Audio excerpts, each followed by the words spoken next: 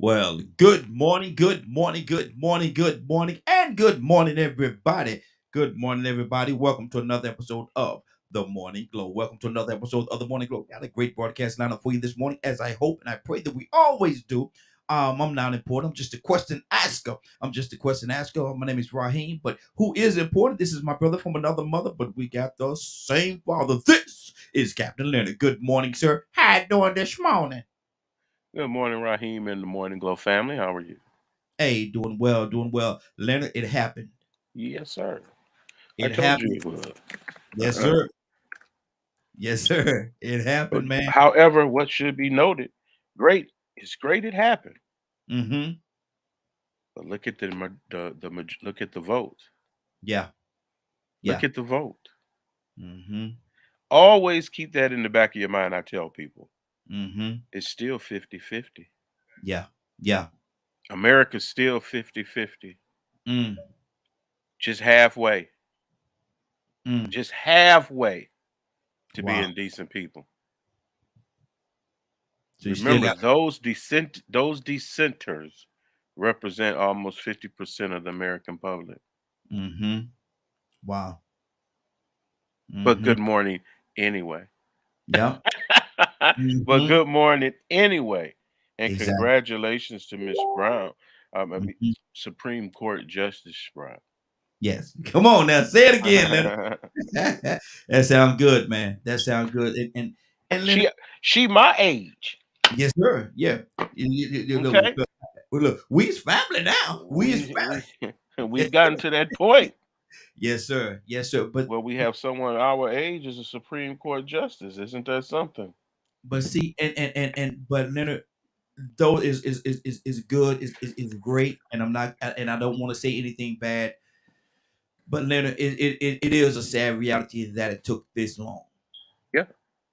And that's what's so important about electing a certain type of president. Mm-hmm. A president who has promised certain things and delivers on those promises. Mm-hmm. That's the least you could do. Yeah. Yeah. Don't lie. Mm-hmm. Don't mislead, misdirect. Do what it is that you said you was going to do. Stand behind your choices and show people that here is an agenda that you can get on board with if you Mm-hmm. would like. Yeah. Say whatever horrible things you want. You can't say he's worse of a president than your previous president. Mm-hmm. Look at what he has done, the things he's put into place, the budget, even if you look at his budgets and you see where money has been appropriated, Mm-hmm. you see good intention. Yeah. You see what you don't see, what you haven't seen before. It Mm-hmm. was good to see President Biden, President Vice President Harris, Mm-hmm. and President Obama in the same place Yeah. Exactly. about the same agenda, Mm-hmm. doing this, trying to move forward progressively and strategically. Mm-hmm. Look how much further we would be along had that 50% not outvoted you. Mm-hmm. Mm-hmm. And Leonard, you said something there, man, and it is very important. And even scripturally, that's a word I think. It says, "Let your yea be yeas and your nays be nays." If you go, Hmm. if you say something, mean what you say. That's Do it. what you say you're going to do. And far too often, people don't do what they say they're gonna do. They're lip service, give you those sweet words, but when it comes down to time for the rubber to hit the road, you can't find them. That's right. Even at the right time. Even Hmm. like, say, for instance, prophecy. You've heard the quote, a prophetic word. Yes, sir. That's Yes, sir. to happen. Mm-hmm. That in the future. Mm-hmm. You don't prophesy about the past. Exactly. You prophesy Mhm. about the future. That's how I notice and I observe things on who I'm going to connect with or spend time with. What is their vision of the future? Mhm. That's very important to me. Yeah. Yeah. And my wife as well. 5 minutes of pessimism, Mm-hmm. negativity, or anything that's too much. It's too much to deal Mm-hmm. with people like that in your personal life. I pray for those people who trying to work something like that out. Mm-hmm. Yeah. And and Leonard, and I heard people say this all, and I feel the same way. I'm about I'm about energy, and what type energy is being put out there. A lot of times, that negative energy will do. It's just draining, brother. Lack of a better term, it just drains you. And I don't I don't like. I'm not gonna say I can't, but I don't like that negative energy around me, man. And that's why I say. That's why I was saying earlier this morning. It's a great thing, but is a sad element that it took so long. But I can't concentrate on the fact that it took so long. I'm just high and happy, elephant, elated, and porcupine proud that it happened. Yes, I said my term this morning. Hyena, happy, elephant, elated, and porcupine proud. I said my Congr- term. and congratulations to Yeah, her. yeah, yeah. Of all people, congratulations to her for doing it. Mm-hmm. From getting in the position and making those decisions and choices in her life that someone looked at her and said, you know what? That should be a Supreme Court Justice of the United States of America. Leonard, you know what my next concentration is, and I want to celebrate. I want to celebrate this victory, and this was a victory for not I take it for myself, but for I think for America and the world, this was a Yes, victory. But my next victory, my next battle, got to be Stacey Abrams, brother. that's it. You have to. I'm gonna vote for her Mm-hmm. already. Mm-hmm. Now I need to know where can I go hold up a sign? What can I Yeah. do for Yeah. her to help her accomplish their goal? Mm-hmm. Shout Mm-hmm. out to the various people running for office, Mm-hmm. various offices, important offices, and whether it be in your county or your state or whatever it may be. Look at that position. Who would you like in that position? Who would you Mm-hmm. like to be? Let's say, for instance, if you had to vote for sheriff, Mm-hmm. that's an important duty. Yes. So why don't you, hey, send a message and ask that sheriff a question about policing in your area Mm-hmm. and see how they answer that. Go to their web pages with the organization, New Order National Human Rights Organization. I often look at before proposing some type of action or what have you, is I do go and look at what the law enforcement agency is trying to accomplish. Mm-hmm. Where are they spending the monies that they are appropriated for building community relationships? How are they using that money? What's their hiring practices? Mm-hmm. Are there jobs available for younger people who are looking for jobs? How are they reaching out to the public and helping and assisting them do that? That's how policing is going to get better. Mm-hmm. It Exactly. can't be them against us every day. We, Mm-hmm. we, we have to dispel that and make sure that the police are doing their jobs. And we know it just not 300 years ago, as of yesterday, Come on. Come on. they're not doing it. Mm-hmm. There's still too many incidents. Mm-hmm. There's still too many excuses. Like you break in my house and I reach for a gun, but you think I'm wrong. Mm. It's a No. mere lock. Mm-hmm. A mere lock. Mm-hmm. That police agency there and that for some reason in that area, they have a lot of problems as well. Yeah. It's always an issue with police getting off as well. Mm-hmm. So we have to work on that type of legislation that changes that behavior. That's what activists do. Bring attention and shine lights on areas where people wish it wasn't no news. They wish it wasn't no video cameras. You know what I'm saying? Yes, sir. And I say it all the time because you're a police officer don't make you above the law. Shame on Georgia State University, Mm. What happened? my alma mater. What happened? Why would you call the police because students were late for class? Hmm? Why would someone call an instructor, call the police on students that were late for class? What Go sense that check out the story. make? What motivated someone who's I believe on some type of suspended duty right now because Mm. you thought that your way of going after certain types of people was to call the police because they were late for class. This is a university instructor, Wow. not 300-400 years ago. Mm-hmm. Last week. Mm. Last week. If you want this all to go away, you want people to stop talking about it, stop being racist. Mm-hmm. I guarantee you all the crap stops. Wow. Stop being racist. See, I didn't even hear about that story. I didn't hear about that one. Oh, you couldn't possibly hear about every story of racism, Mm-hmm. but those that you do hear about, check them out. Yeah. Yeah. There ain't no article from 300-400 years ago we talking about. Mm-hmm. It's just not.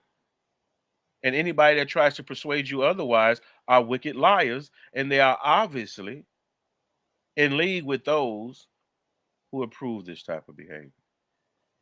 Now, Leonard, serious question. Will the battle ever end? When the enemy is dead, yes. Mm. It's So we just have. there's no point. You are going to have to retreat, Mm-hmm. or you're going to die. Mm-hmm. And the majority of people who have been perpetuating racism and white supremacy just fall off in holes at the graveyard. Mm. We gladly put the dirt on them. Is it safe to say that there's a fight for everybody, and everybody don't have to fight the same fight? Right, it's different. It may be different. Your experience may be different than mine. Mm-hmm. You may be in an area or an environment where racism is that I am not. Mm-hmm. Your workplaces, it can be at the grocery store. It could be in the parking lot. Mm-hmm. It could be wherever wicked white racists are who believe that they have a right to impose upon you. Mm-hmm. It could happen to any one of us. Mm-hmm. And Wow. that's why every one of us should be involved in this fight. Mm-hmm. Now I have to ask the question because this came to me when you said that, and this has been a debate, man. This has been a debate for a long time. And I'm gonna ask a lot of people this question as they come on today. I'm gonna ask them this question. We do have a guest, a couple of guests that's supposed to be on with us about about 8:30. They're supposed to be with us about 8:30, and so up until that time, or even maybe past that time, I'm gonna ask this question: can black people be racist? Yes. Yes. Anybody can be racist. Mm-hmm. But see, if you only think of racism in black and white, you are part of the problem. Mm-hmm. Well, I asked the question because, and this just me talking. I asked that particular question because people say that if you don't have any power, if you're not a person of power, if you're not in a decision making person or something like that, then you can't be racist. I don't know how I Well, feel. then that's because you're biased and you're narrow-minded and you Mm-hmm. never see black people as people of power. Mm-hmm. There's a lot of black power out here. Mm-hmm. Come on, You run come on, into it every day. They own come on, businesses and come on, corporations, and come they on. doing everything that everybody else is doing. Mm-hmm. But you Mm-hmm. got some people that won't put you in the front because your skin darker than somebody else. Mm. There are some people that won't do business with you, don't want people to know what color you are because of race, or what color they are, and they own the business because of racism. Mm-hmm. Mm-hmm. Everybody can participate in wrongdoing, Mm-hmm. but then again, you have those people who are so racist or so blinded and jaded by their own view of racism. Mm-hmm. They don't believe black people have anything, any power, and they inferior. That's good. That's good. And the reason why I say that's good because it led me to this question right here. It led me to this question. If an individual, black business owner, like you said, much like you said, don't want people to know that they are black business owners, and they put another face out there to draw people in, Mhm. because like I said, if they feel, and this may be an inferiority process process or whatever. But they feel if people know that they're a black business owner, they're not going to get the clientele or get the business like anybody else would. Is that a piece or a part of racism? Well, yes, it is definitely part of racism. It is Mm-hmm. because you believe that your color Mm-hmm. may be negative for the business, Mm-hmm. and so that's why you adjust yourself accordingly. Mm. Mm. I'm not saying you hate black people like white folks hate them, Yeah. but you're playing to the racist notion Mm-hmm. that one, you're not worthy of whatever product or service that it is that you have, and that your color sheds a negative light on your product. Now, I would love to have people to call in and give their comments on what they think about this part of the conversation. 508-924-3521. 508-924-3521. Again, 508-924-3521. Do you think if a person, if an individual, a black person, African American, or whatever term you want to use, if they're a black business owner and they use someone else that's not black as a face for the company. They use somebody else as a face for the company to draw more people in because they don't want people to know that it's a black owned business. Is that racism? Is that economics? Is that strategic? Is it racism? What do you think it is? It's Five It's funny. five 508-924-3521. 508-924-3521. Give us a call. We want to hear from you. Now, Lena, is what that strategy, that whole strategy and that whole mindset, is it a defeated mindset? I would like for someone to call in and say it's definitely a strategy. And Mm-hmm. sometimes, like say for instance, I was in a situation where I was providing IT information Mm-hmm. of in an organization, and I noticed that whenever I said something, there was a side eye. Mm. And a particular person, I would go and tell a white guy to go and tell this person the same exact thing. Mm. They would accept it from the white person. But if Wow. I said it, they would Mm-hmm. second guess it and have to go get a second opinion, Mm. third opinion. So Mm-hmm. I would often go, I said, let's try something. Why don't you? And the white person said to me, why don't you go tell them? I'm going to show you something, Mm-hmm. so it's here. Mm-hmm. And of course, there it was, as bold as day. Mm-hmm. Racism, Mm. sexism, it's a lot the same way. The same way. Anytime you try to disenfranchise someone, especially because of the protected classes that we see in the law, race, religion, and age, and things like that, we're seeing now where people being discriminated against because of age and all these types of things. They're just horrible to do, Mm-hmm. especially if you have no other reason. It's Mm-hmm. time to stop allowing people to hide behind their racism, and then they act out and it has such detrimental effects, like murder by Mm-hmm. a law enforcement agency, Mm-hmm. by unfair, unjust practices throughout government, all the way down to where a person lives and who represents them. But let's draw the line like this, Mm-hmm. so that all these people be in this district be from a certain class, Yeah. Yeah. certain color. Mm-hmm. Hey, let's exclude the. You know what? We don't even want to be in the city no more because they gonna keep electing a black mayor, and we don't want to be subject to a black mayor. So let's create our own city Mm-hmm. That happens a lot. every day. Mm-hmm. It's a strategy. It's an agenda. So you Mm-hmm. have to be against the agenda as well. What is the racist planning for the future? That's where your fight is going to be. Mm-hmm. That's why you have to look at these laws. That's why it's so important to have that diversity on the court. Why is she there? Because ain't no because there is no representation for African American females on the highest court in the land. That's why she ought to be there. Mm-hmm. That's why she ought to be there. Mm-hmm. Why should it be all old white men? Why? Why should that be? But Yeah. you're fine with that. Long as it's that, you're fine. Good morning. Mm-hmm. Mm-hmm. See, Wow. those are the things you have to really be direct about. Those things that the evidence is there. Don't be grabbing and reaching for straws. There's too much evidence for you to get involved Mm-hmm. in things that matter instead of debating things that don't matter. Mm-hmm. You know, that's the issue. You sit around and you'll complain all day about something, but when it's time to go vote, you don't vote. Mm-hmm. I don't Uh, care if you. I don't care if it's down. I don't care if you're voting for school board or whatever. mm-hmm. Do that if you want your schools to be better. Diversify your school Yeah. boards. Mm-hmm. Don't nobody sit around and hate cornrows and don't want people to cornroll their hair but white folk. Mm-hmm.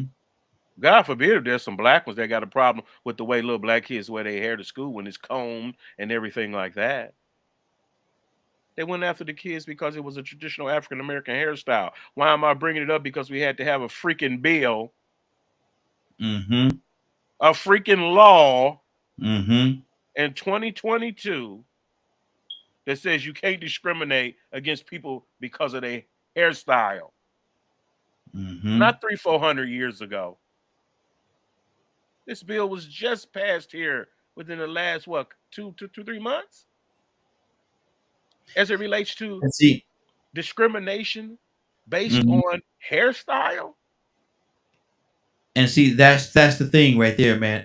And that's the thing. Even here in 2022, that racism is a fire that's still burning, man. Yes, sir. But Yes, people sir. You don't people are deny still it. throwing people are still throwing coals on that fire to keep it burning. Still doing it.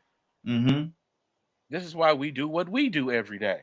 Yeah. Not Yeah. just Yeah. because I am a black person, because Mm-hmm. it is right. Mm-hmm. Do the right thing. When you see people doing the wrong thing, oppose that.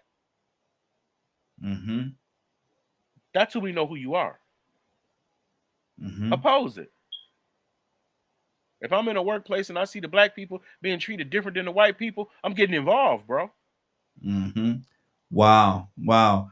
I'm not gonna say who said this, but if you're available, call in and I'm gonna read what you said here. Say next, we're gonna need a law for our own pubic hair, it seems. I tell you what, if they could saw it and they didn't like it, they try to discriminate against you because of it. Man, that choked me up right there. That got me. But listen, the phone lines are open 508-924-3521. 508-924-3521. Badger, good morning. How you doing this morning? Morning. Wasn't sure I was going to join this one. Stop it, Badger. How are you? Man, and congratulations, Badger. She was confirmed yesterday. She was confirmed. What do you feel about that? It's going to be interesting. Mm-hmm. Um, I know there's a lot of people that are for it and against it. It Mm-hmm. seems like it's kind of split, and a lot of it stems from questions that were asked. Like definition of a woman and critical race theory and just all kinds of stuff. So I went through and listened to a lot what was asked and things, and I'm like, where's the videos of the ones before that? Because I want to see how they asked those folks too, Mm-hmm. just out of curiosity. Because if you're gonna ask that person those questions, then you should be asking all of them those questions. Mm-hmm. Mm-hmm. Um, Go ahead. No, go ahead. Finish your thought, brother. Because like some of the way she was responding, I can kind of understand from a judge's point of view. Mm-hmm. But some of them just made me very concerned. Mm-hmm. Um, I think I reached out to Leonard on one or two of them, and it just bothered me a little bit because you know, like the whole question about the woman thing. You know how, which it is also going through to see how they're going to actually like pass judgment on those kinds of things, because physically some people are just built different. Mm-hmm. Mm-hmm.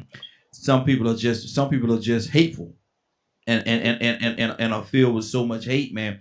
They're not gonna they will cut off their nose to spite their face. Well, yeah, I can agree with that.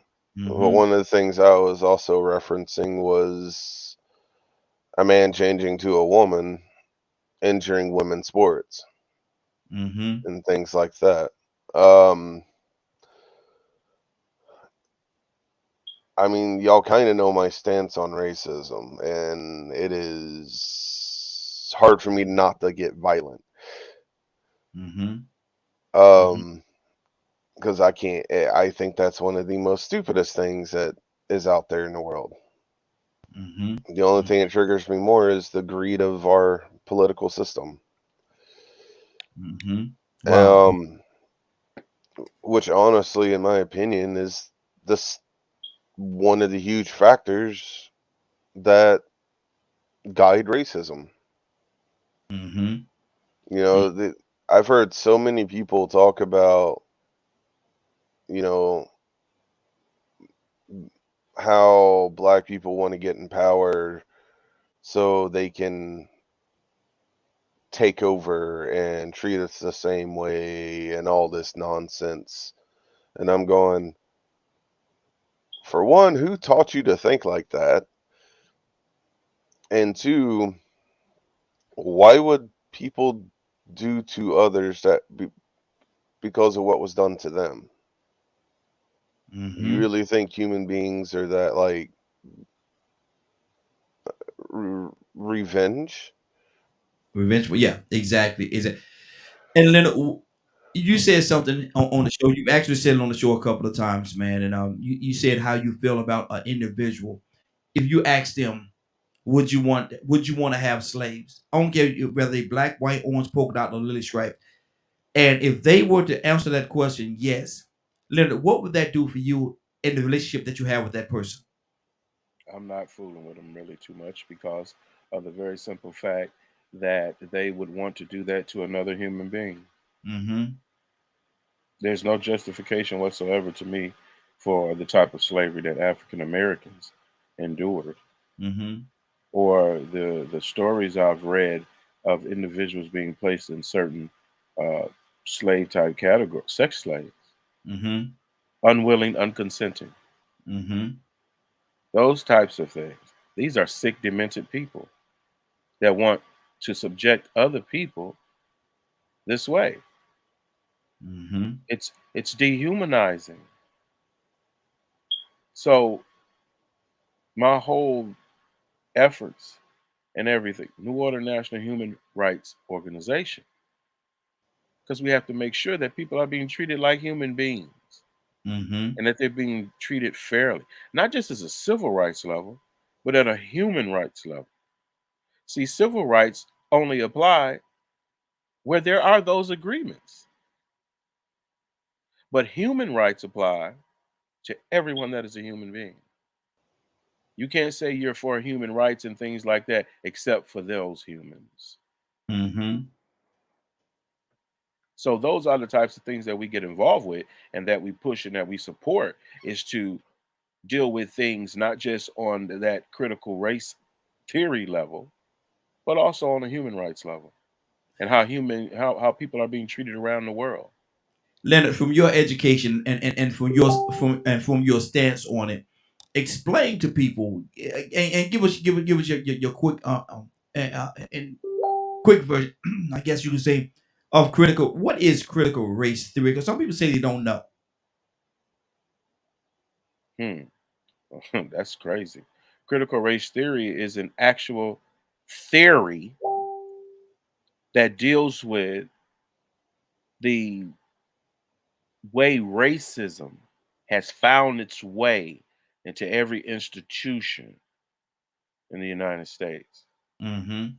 It's how is racism in education, environmentalism, Mm-hmm. politics, government, and the effect of racism on every area of our lives. It started off with the justice system Yeah. because the individuals that started the research and creating this body of work related to race were attorneys. Mm. And Brother William, I can't remember his last name, was one of the fathers of critical race theory. Thurgood Marshall Mm-hmm. was a forerunner of critical race theory and why he wanted to become that justice in the highest court in the land. Remember, ain't Mm-hmm. been but 3 black people on this court now.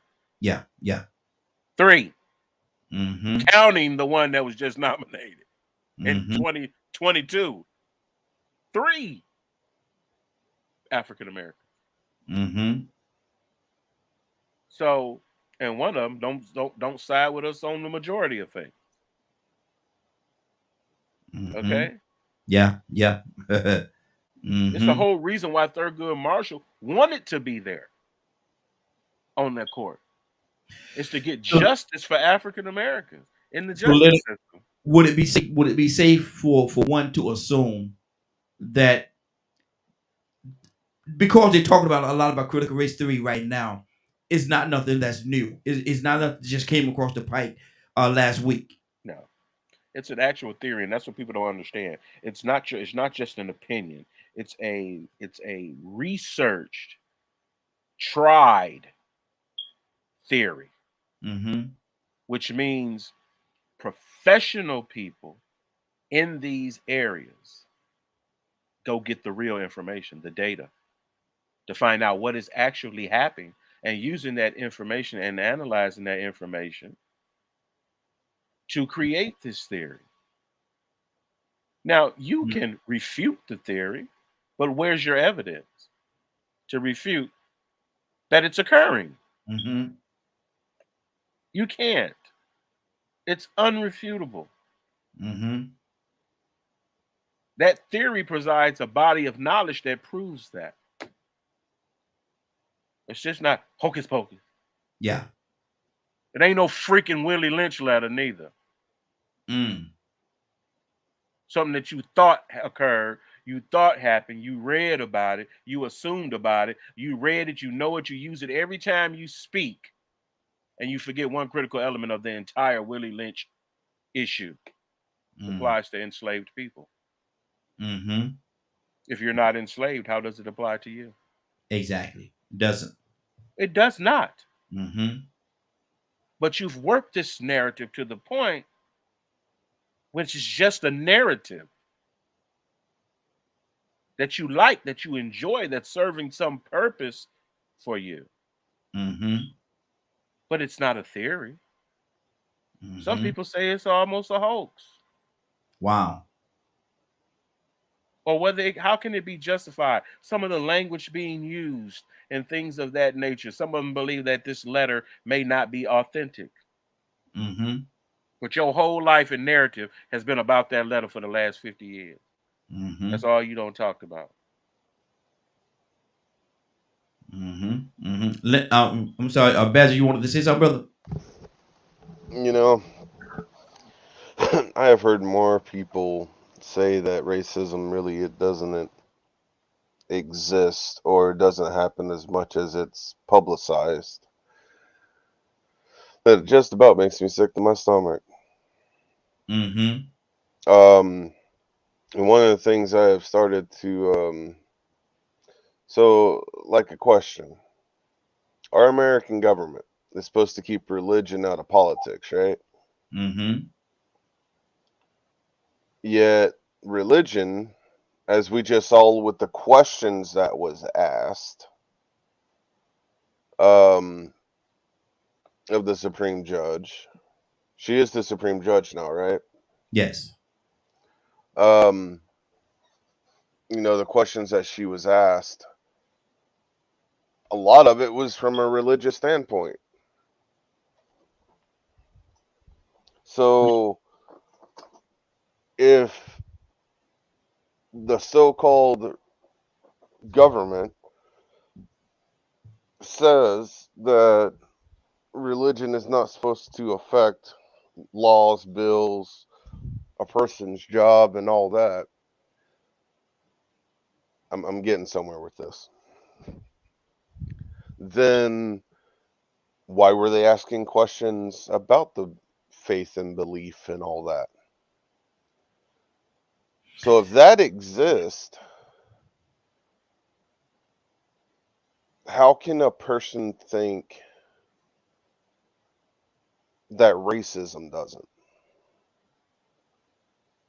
Or go ahead. No, it's just it's hard for a lot of people to separate certain things, and some people say my issue is one of my issues is going in your direction. But one of my issues is this: if a person say that they're Christian and they believe in the Lord, they follow the Lord and everything that He says, how could you hate someone else? Exactly. So my thing is, and I'm not here to judge anybody's faith or anybody's spirituality or whatever. I'm not here to judge, but at the same time, I examine what is on the table. I examine what's on the table. We got two songs with it. I want to go to him as well. But my thing is, how can you say how can you say profess yourself to be something that is of love, but yet you hate? Tucson, how do Mm. go ahead, Patrick. Finish your thought, brother. I was going to say, well, from someone that studies the Bible and things like that, I can pass judgment on them, can't I? Mm, I mean, based on a person's perception of the Bible, I can pass judgment on them and telling them that they're living their life wrong and they're living their life of the devil, right? well, it is written that we should not judge each other. We should not because we're not the judge. We can have our opinions, but we're not supposed to judge. But at the same time, I say again, I can examine an orange that's on the table. I can look at that orange on the table and examine it. Hold on, that's not an apple. That's an orange. I was Why being is it orange? sarcastic. Why is it why is it an orange? Because this is what an orange looks like. This is what an apple look like. In comparison, comparing what an apple look like to what I'm seeing on the table is different. It's different. Tucson, good morning. How you doing this morning? Tucson, you there? Oh, Tucson, so you have a call. Also, I want to correct Bale. The guy's name is Derek Bale. Mm-hmm. He is one of the leading voices and the father of critical race theory. Mm-hmm. Like I say, critical race theory, I believe, been around since the early '70s. Mm-hmm. Yes. And it's Yes. and even though when I was in school and my writings and one of my grounding theories is critical race theory as it Mm-hmm. relates to education. And these things, and I would encourage people to look at peer reviewed articles, not just opinion pieces, Mm-hmm. articles that have been reviewed by other professionals in a particular field are called peer reviewed articles, for instance. Mm-hmm. And when you're in a research program or in a doctorate type program, you learn that. And so you can't just make something up. Mm-hmm. Part of being critical is comparing and contrasting it to other work. Mm-hmm. You know, you got an opinion, but compare and contrast it to every race. If you want to find similarities, you'll find a lot more similarities than differences if you actually critically compare the two. Mm-hmm. That's why you can have a civil rights agenda and a human rights agenda. Mm-hmm. You know, there are some people that are, only they're the only thing they know about history or they're concerned about is the part of history that deals with slavery and with black people. Mm-hmm. But what about the panacea of African American issues across the world? Pan Africanism, as it was Mm-hmm. called. Are you just as concerned about those black people? Wait a minute. There's some black people don't even like African black people Mm-hmm. because they're American and you, quote, African. You don't like them because they African and you black. Mm-hmm. Mm-hmm. Examine your motives, your agendas. And that's what it's about. It's finding out where people stand. That's how why we ask certain questions. It's definitely a separation of church and state. But if the question will lead me to understand more of how you make your decisions, that is what makes it a pertinent question. Mm-hmm. Mm-hmm. Now we said something. We said something earlier. We spoke earlier about hair, Hmm. and based on the way or a person's perspective on another person's hair, some people say that's a very small thing to deal with, but that is another layer of racism, Yes. underlying, of underlining racism. And so my thing is, how could you overlook certain things? Sexism. We spoke a little bit briefly about sexism, and I want to go into talking about colorism as well. That's another layer. But let's speak for a second, if you don't. Better yet, let me go to Tucson. Tucson is on standby. Tucson, good morning. How you doing this morning? Mm. All right, man. How about y'all? Good morning. Hey, good morning. Good morning. So we're talking about this thing this morning about racism, man, and the different layers of racism. We spoke about the hair, the way a person wear their hair in certain workplaces for a while until it was stepped in and there was a law passed. There had to be a law passed to allow an individual to wear their hair the way they wanted to wear their hair. Was that racism? Uh, um, Come on, Tucson. Come on, man. You bagging up on me. uh, no. There's one thing, and I may be wrong. It's hard to prove. Mm-hmm. That's the comment. Racism is hard to prove Mm-hmm. because there's so many other avenues or variances around around trying to clear my throat, to cover up racism, Mm-hmm. biases. Um, because let me tell you something, and Dennis, correct me if I'm wrong, Brad, you can correct me too. Rico, I wish you would all.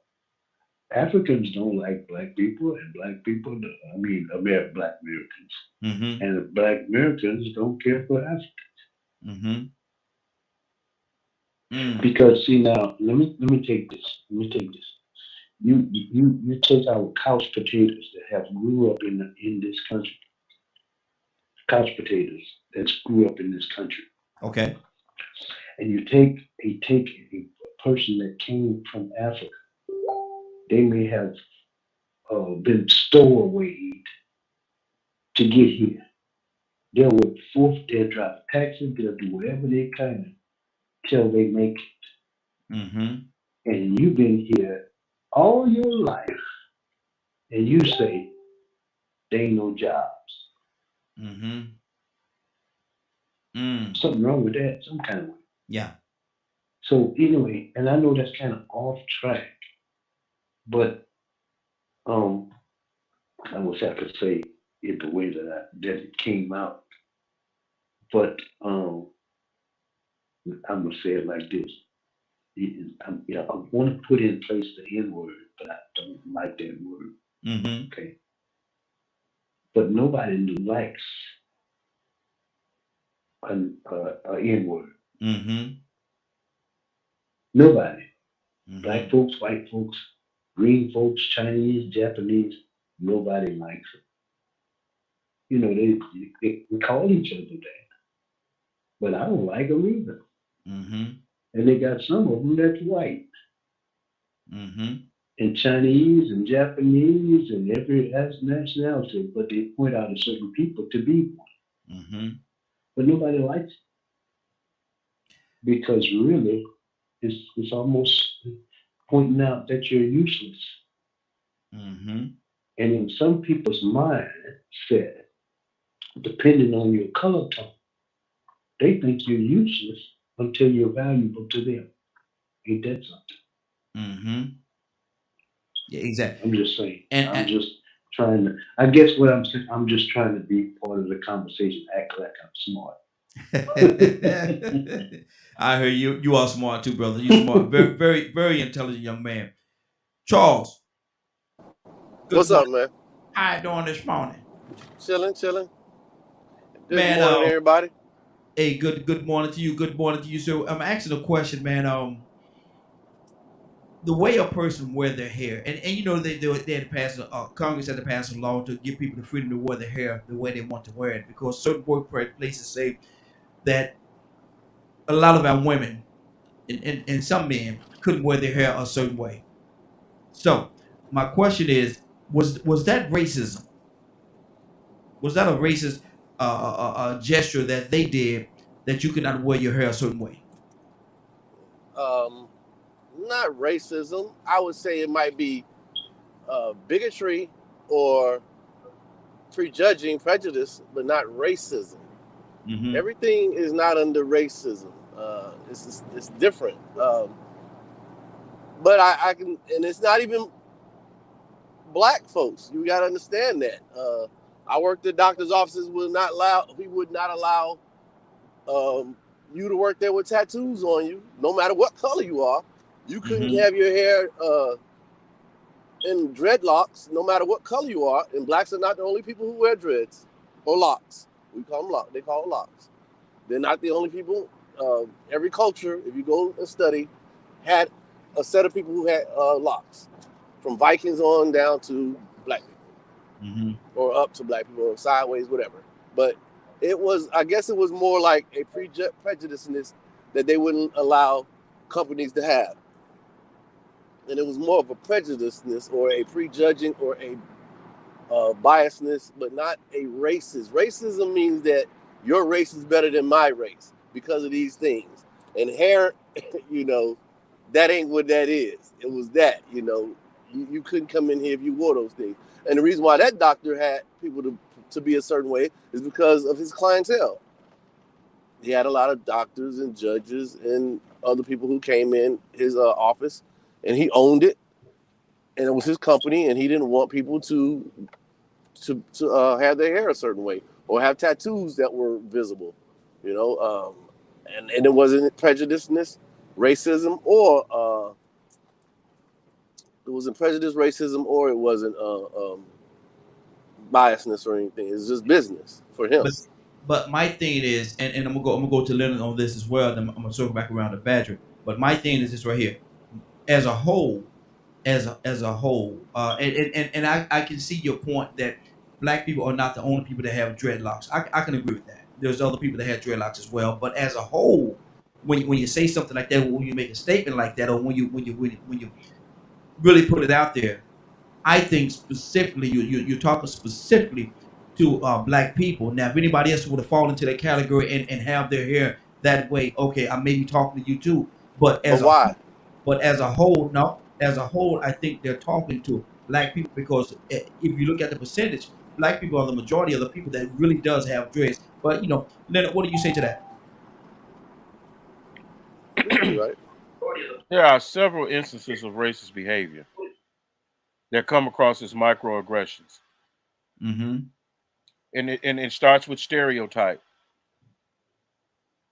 negative attitudes towards persons of color, period, indicates an implicit bias based on race, almost always directed at oppressed or marginalized individuals. So I specifically say, for instance, for example, in reviewing the hundreds of cases of suspected racism, have seen a company hire a person. Oh, we're going to go to training and everything. And when they showed up in person with dreads, they told them they could no longer participate in the management program. Mm-hmm. This happens all the time. I'm not talking about no tattoo. That has nothing to do with racism. We're But that talking was about those Hold on, hold on. microaggressions directed at African Americans. Those things that are implicit bias based on race.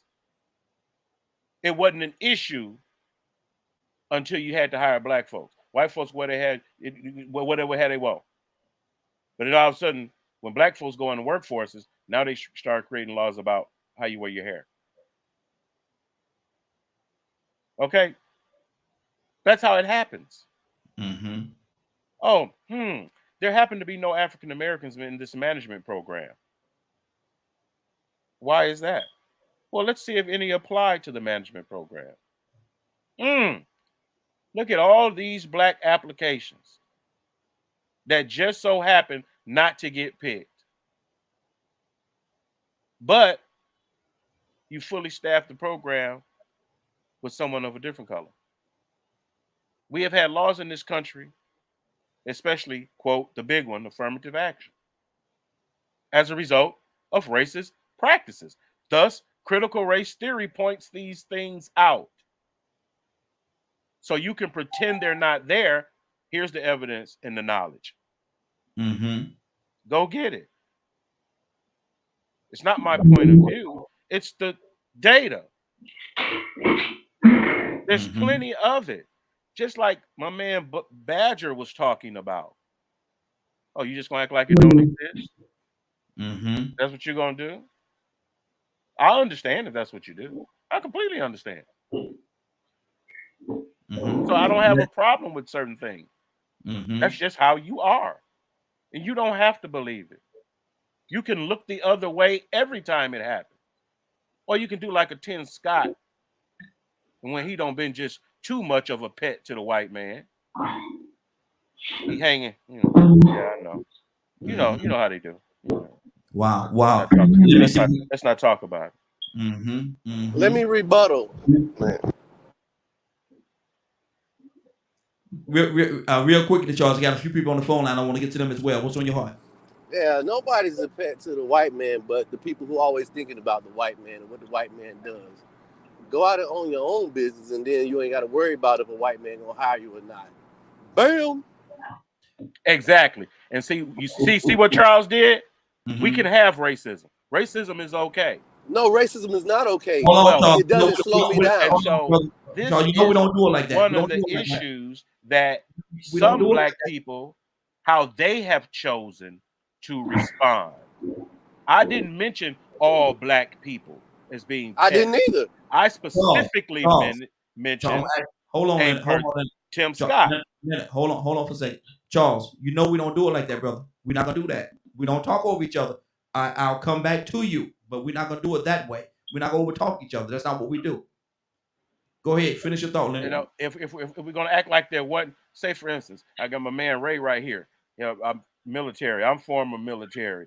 I'm one of my closest elders who passed away several years ago. Brother Gerald was in the military, who talked about segregation within the military. That's okay with you? These are issues that are still occurring.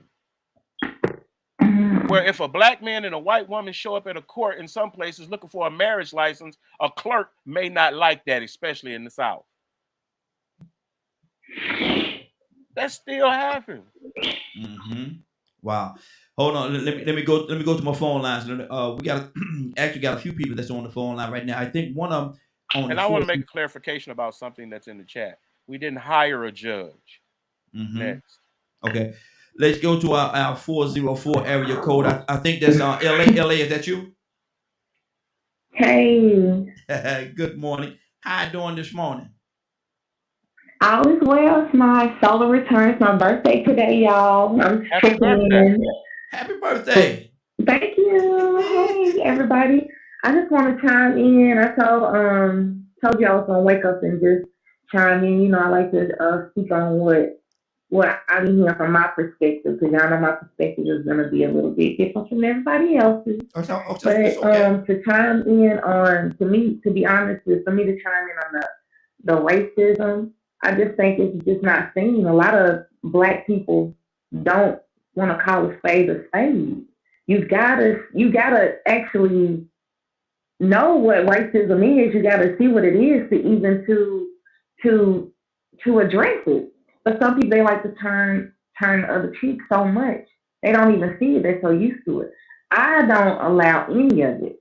because I don't really, I mean, I have to adhere to laws and rules, but racism could have been done.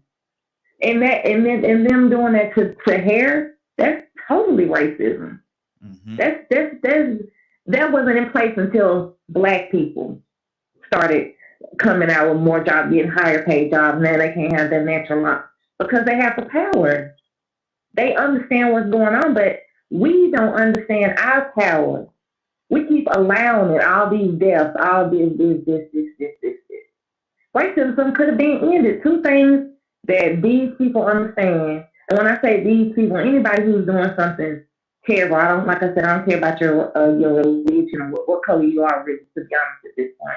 If you don't handle it with money and war, they're not going to hear you. We haven't heard anything, that we haven't done anything to make them hear us. They have done so much racism from fountains now to hair, and all we do, we just, is anybody ready to do anything? We got to turn, at some point, we're going to have to turn up on these people. And they have to realize we've been so nice and so, humble for so long. But when we start to turn up, and then they'll understand, like, we got to leave these people alone. All we doing is keep saying what we don't like, saying what we don't like. In a minute, we're going to have to show people what we don't like. That's just what I feel. Because, like I said, I just don't allow a lot of things to go on with me personally in my life. Like, it's no way in the world anybody could do anything to my two sons around racism or anything like that. If I thought it was racism, it's got to be handled. Mm-hmm. Exactly. So we have to turn ourselves into what they've done. And it's hard to match energy and to give people what they give us, but sometimes that's what they need. Mm-hmm. But people need to stick together too when they start talking this mess about we can leave, we could create our own jobs, we could create our own world, but we haven't gotten to that point yet. We can't even stand up for ourselves in a lot of cases. Mm-hmm. A lot of times people post things and record things like say for instance, this lady, she got into it with me at Waffle House when I came in one time because I didn't have on a mask. Sometimes I wear a mask, sometimes I don't. Mm-hmm. I don't need nobody telling me what I need to do. But it's how you talk to me. And she was white, and of course, I'm black. She was talking, you're not going to come up in here with all this. I told everybody, I said, everybody put y'all phones up. I don't need what I'm going to do to her report. And she lowered her tone because I don't take what people give me. I never have, and I never will. Mm-hmm. I'll make CNN before I let racism, somebody trying to make me feel like I can't do what I want to do because of my color. That's like worrying about what kind of color panties somebody got on. You cannot allow it. We cannot continue to allow these people to, and does it sound aggressive? Yes, it does sound aggressive. Because they don't hear us when we're asking, can we do this? Or why do we have to do this? Or why do we need a bill for our hair? We don't need a bill for a mother thing. If we want to be natural, if we want to elevate ourselves, if we want to do whatever we want to do, if it's not harming anyone and causing any pain, why is it such a problem? But if I turn up and if I do something you don't like, then it's a problem. But what did I do? What did you do to get me there? So that's all I wanted to say. I just don't feel like we need to just keep feeding into whatever they're giving without some type of pushback. Mm-hmm. Okay. Real pushback. Mm-hmm. So anyways, everybody have a blessed day. Stay up. And I appreciate you. Hey, appreciate you as well, sis. Appreciate you as well. Let's go to Rico. Good morning, sir. How you doing? Coming to you next, Ray. Rico, good morning. Man, I can't complain, man. Welcome to a beautiful new day, everybody. Hey, likewise. Welcome to you as well, sir. What's on your heart, man? I know you've been listening in for a minute, man. Where you at on this conversation? Yeah, I mean, man, to be honest with you, she hit it on the head a lot. Number one, we have to be able to understand and identify racism. Then we have to understand how to fight it. We have to understand what part we may be contributing to its success. So I'm going to throw these numbers out there that we hear every year and we use for talking points. The black community spends over $4 trillion contributes over $4 trillion to the American economy. Well, we got to understand that America, when it was founded, was created, and it was determined to be a community, a society that didn't want us to participate in it. But now, all of a sudden, we want to participate in it, and we had to fight to participate in all the rights that were guaranteed, not just natural rights, but just rights of the community, rights to function, based on their rules that they set. We had to break their rules to get into their society. They fought it and they fought it and they fought it. They struck down all kind of legislation, and then they finally let the last civil rights bill in, but they didn't even let it in under the 14th Amendment. They voted it in on the interstate commerce, which means the only reason they decided they felt like they would integrate us or let us deal in their system is because it was profitable. Economics. They figured, you know what? It does make a little bit more sense to let them blackies come on in our stores and spend their money while we charge them a little bit more. You know what? If they want to get in a credit system and buy a house, we'll let them do it. We'll give them a higher interest rate. We still gonna discriminate. So we have to understand the system that's in place and then how to fight it and then what we're contributing to it. Because guess what? We still contributing $4 trillion to it, and we still fighting and talking about racism. We still buying gas after they just raised it up. I guarantee you ain't nobody stop their normal everyday routine burning gas. So it's a thing we have to identify what we're doing to contribute to this situation and what we aren't doing, what we're participating in, what we're embracing, and what we're making successful. Charles hit it on the head, but he left off a part. The locks and stuff, that's discrimination. That's not racism. But see, the thing is that if you think about critical race theories, or even go beyond that, go to the CREST theory. Go to the keys to the colors, the ISIS paper by Dr. Frances Cress Welsing, and she'll break it down to you. Racism affects every aspect of people activity, black and white, around the world. Racism. That was created. I said that was created now, racism. But see, if it affects every piece of people activity, then that means when you make laws or when you make rules for a company, you can say it's for the class or for the standard. But then you have racist people that have been trained and programmed just through generations to practice this favor and this privilege to use that same racist mindset with that hair thing. So that's where the problem comes in there. See, you can easily discriminate and say, well, no, I'm not discriminating. Everybody wears locks. But then you can actually just start targeting black people with locks. Or maybe you could just look at the fact that maybe it's 95% black people wearing locks and 5% white people. Mm-hmm. But see, we have to understand that this practice exists. Even in our judicial system, they have laws that apply to everybody. But when the sentences are handed out, guess who gets the worst end of the stick, and then guess who gets a little lineage?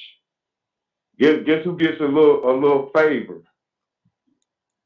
compared to the sentencing of black people? Absolutely. So what Charles was saying was right, legally on paper, but in when it's enacted from a human being, it can be overwhelmingly racist.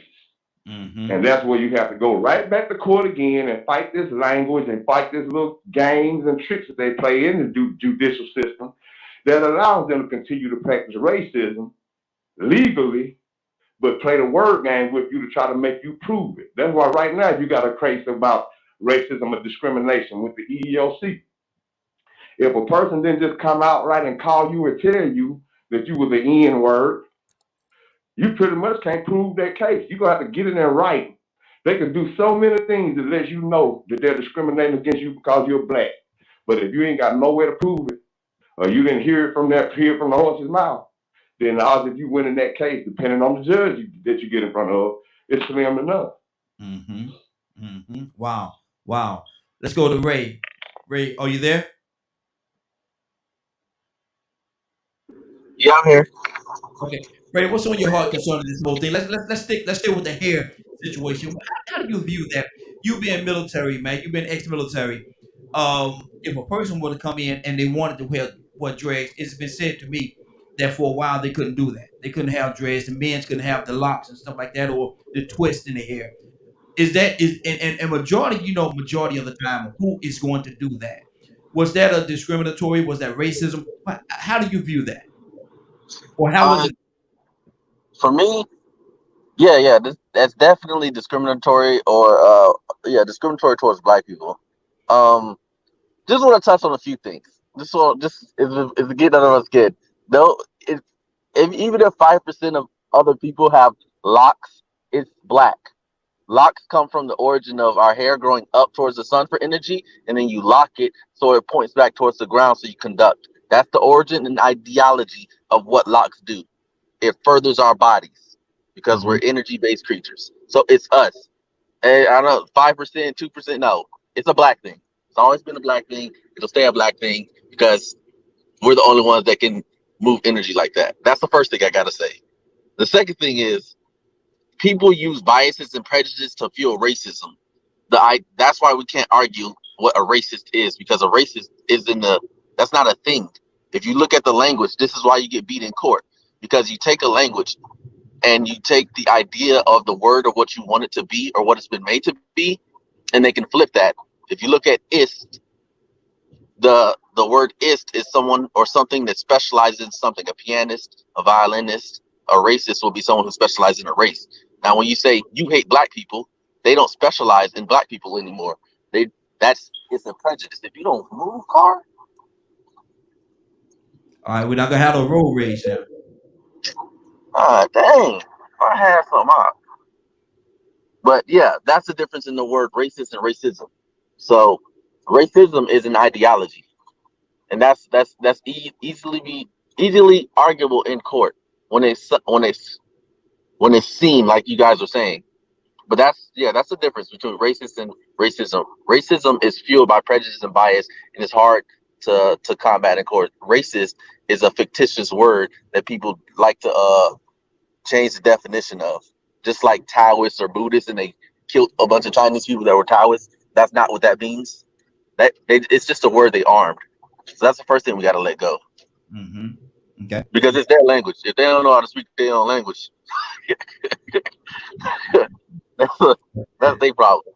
But yeah, the military itself is a good old boys club. If you're not a white cis male, you shouldn't be in the military, the FBI, the DIA, the DEA, the CBD, NBC, ABCD, EFG. Forget it. Forget it. Exactly. Like, you should let it go. The military is prejudiced and has a disdain and a bias against African Americans or blacks because of our history. Like, you got to look at. To me, the conversation is cool to talk about it, but we got to understand why they don't want you to have locks. Like, this is us understanding ourselves, and we got to that's the part we're missing. Oh, I don't care about them not wanting to do it or not wanting us to be in the system. Blah blah blah blah blah. We can make our own. The reason why they don't want us to have it is because that form of hair is a form of power. Wow, that's good. That's good. Let me go to Badger. Badger, you wanted to say something? Yeah. So most cultures, especially indigenous cultures, talk about how hair is antenna or antennae. I guess it depends on the way a person wants to phrase it. With me growing up, with that being part of my culture, most jobs wouldn't even hire me or speak to me. Be it just me having long hair or me putting it up in I think it's called a Viking braid.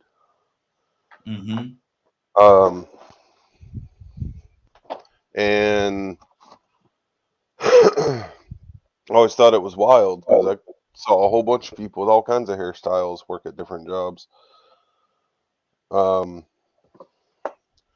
So it's, as I made a comment in the chat, I think topics like this are multifaceted.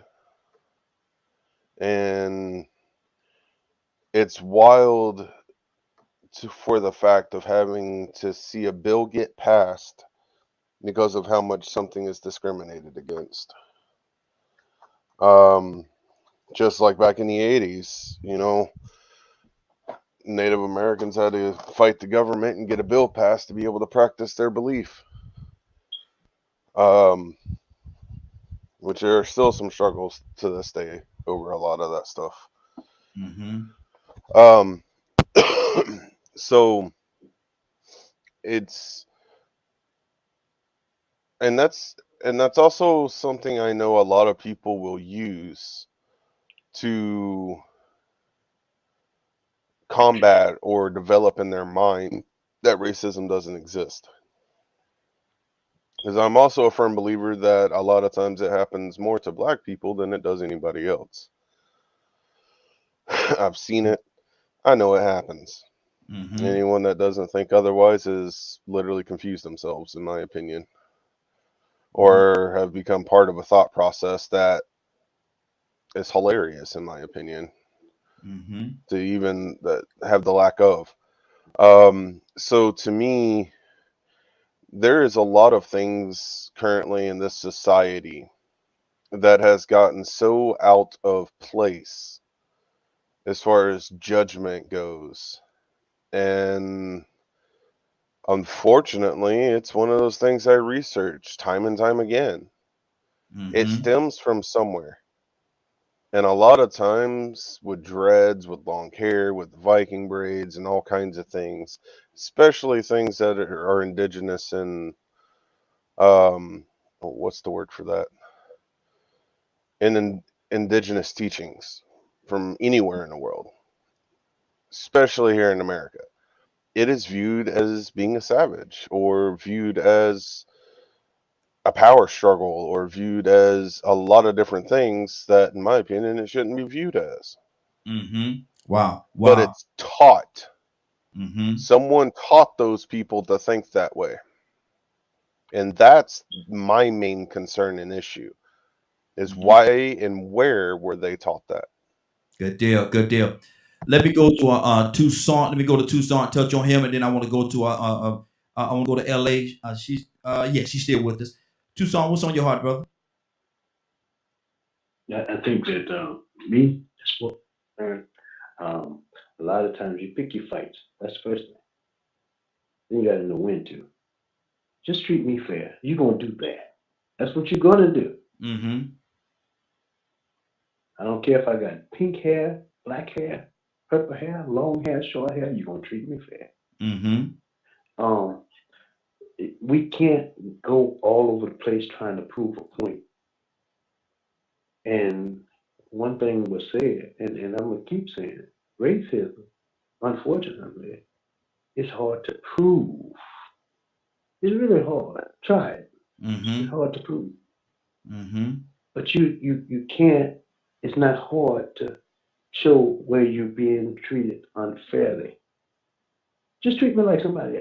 Like if it's fair across the board, I'm good. And here's the other part of that is because there are some people and they just look, unfortunately, or fortunately, it's just by choice. They've got it. They have got it.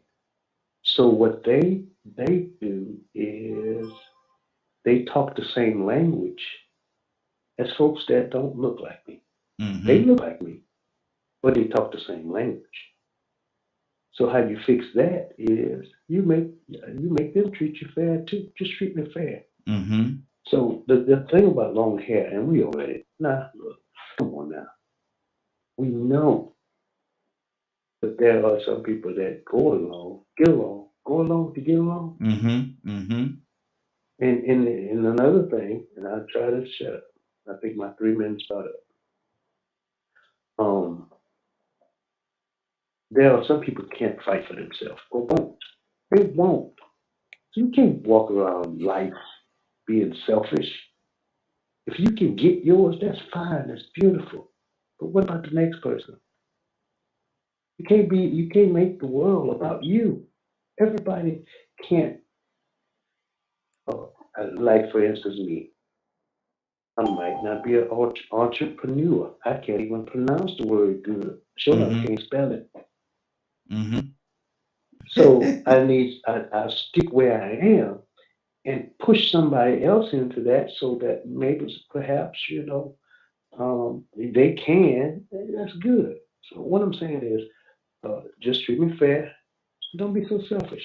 And Mm-hmm. we got to fight. Good deal. Good deal. Good deal. Let's go to L.A. L.A. What's on your heart right now? Hey, what's on my mind right now? Dang, I lost some of my thoughts. But, Come on now. I think getting back to somebody was speaking on this, but we have to acknowledge it. And he's saying the one man, he said it's hard to prove. I don't want to prove how I feel. I know when somebody upsets me or somebody does me wrong. That's why when I talk, when I speak, white people listen to me because I'm sitting up here telling y'all sitting up here worrying about our skin when they hurting us all collectively. They have more cancer, more autistic children, and this, that, and the third. And y'all worry about how we look. Y'all need to be worrying about the source. All that stuff was put in place to so they can continue to do what they want to do to all of us anyway. Racism, we should have been addressed it and ended it. But that's up to us. That's up to each individual family to handle their own racist problems or racism, discrimination. You have to handle. You can't come to social media for everything. Look at what we're going through under Biden. I don't know. Maybe they say Trump was racist. He might have been racist, but hey, we wouldn't be paying $5 a gallon, he said. I Mm-hmm. don't worry about who's racist or whatever. Long as it's not in my realm and I directly with my children, I don't bother with it. But Mm-hmm. I cannot worry about the world because I cannot take on everybody's problem.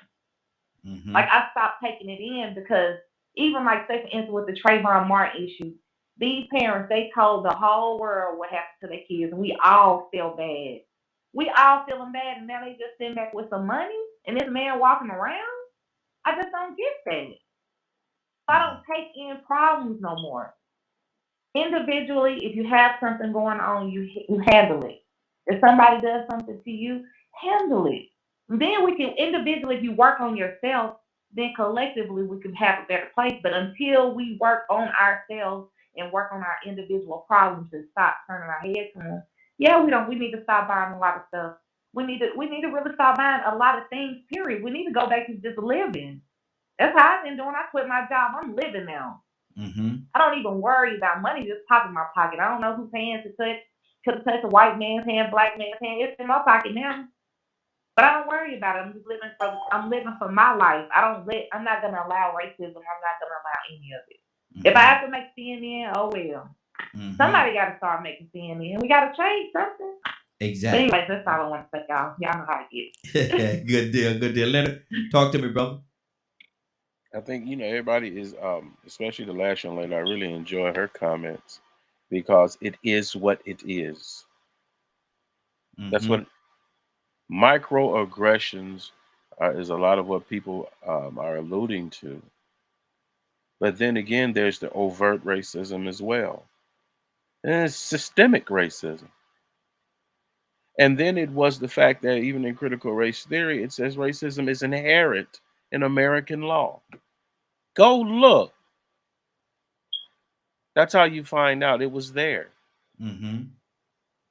If anybody's sitting around talking about they just making this up or whatever, you a fool. Mm.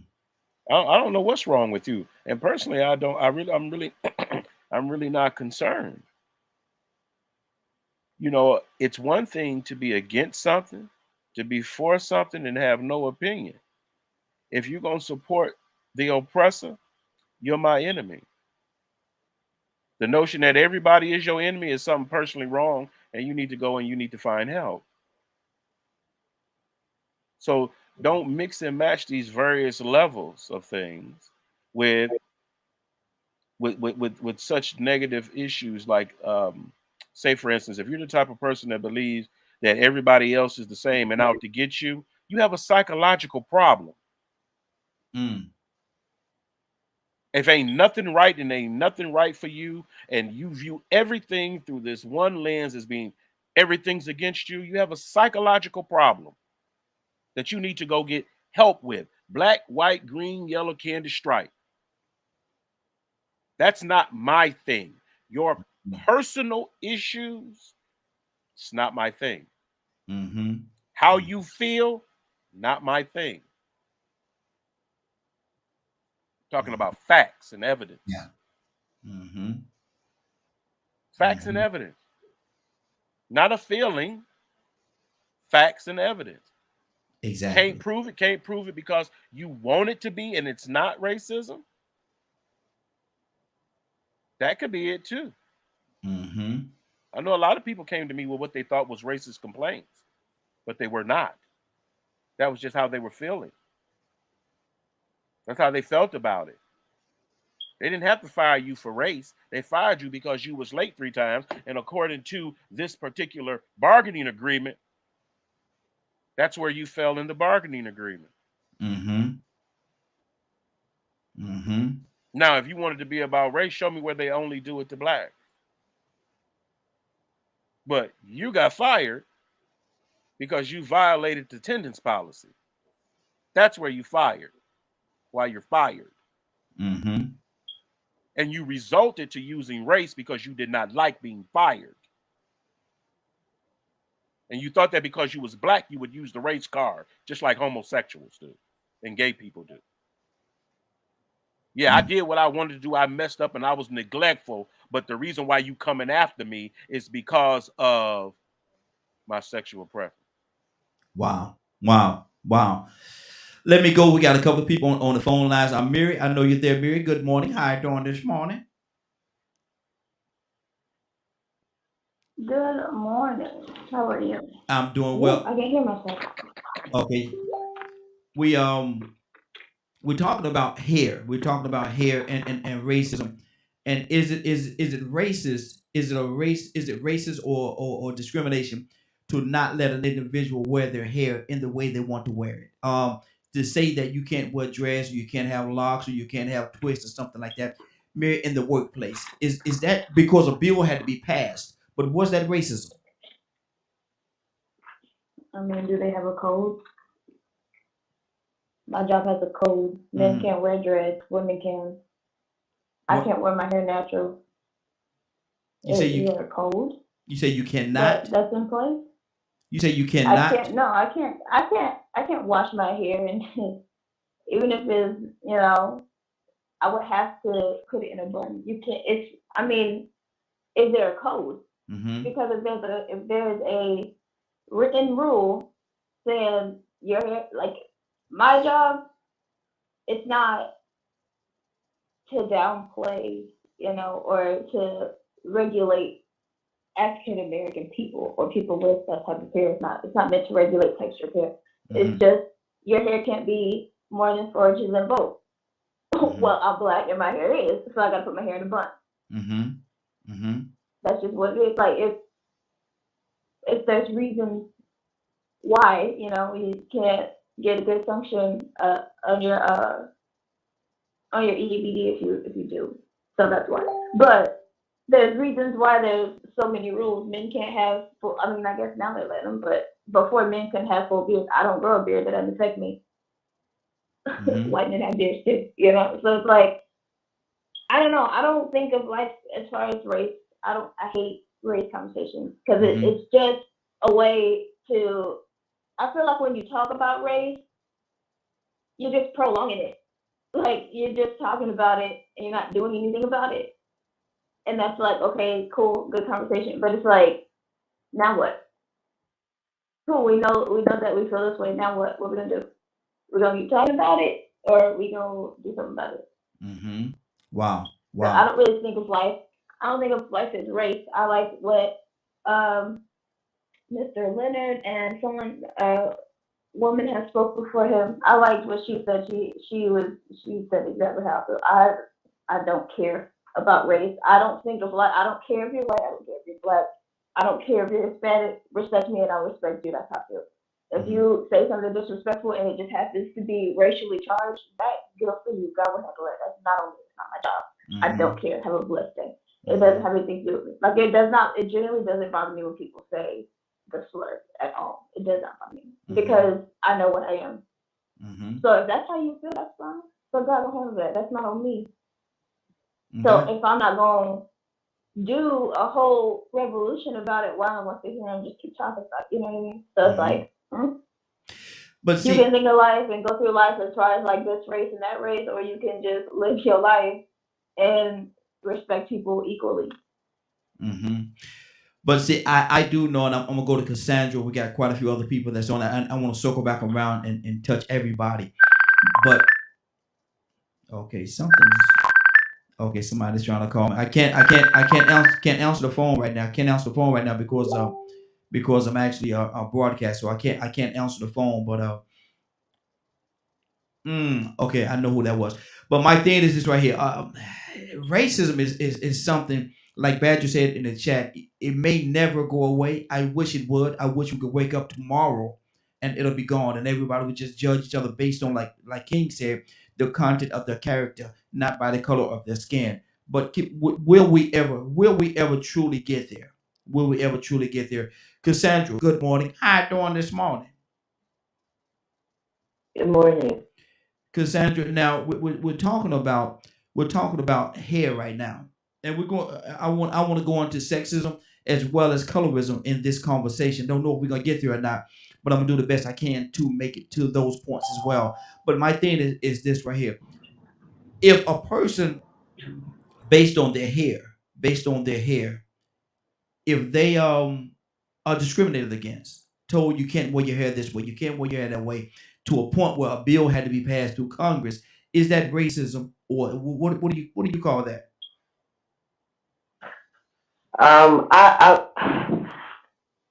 I have sort of mixed views on this, but if there are codes, if there are reasons why people should not have their hair, certain length, all that, then I believe it needs to be followed. I don't agree if it's always the black people that got to do the changes. Hmm That is a problem to me. But if across the board they say your hair cannot be blase blase blase, then I'm all in for that. hmm And we have to have guidelines and rules because people will get crazy. Like military, I would not want to see people walking around with purple hair, green hair. I mean, not that affects your job, but that's not what that's for. Now, that's just me.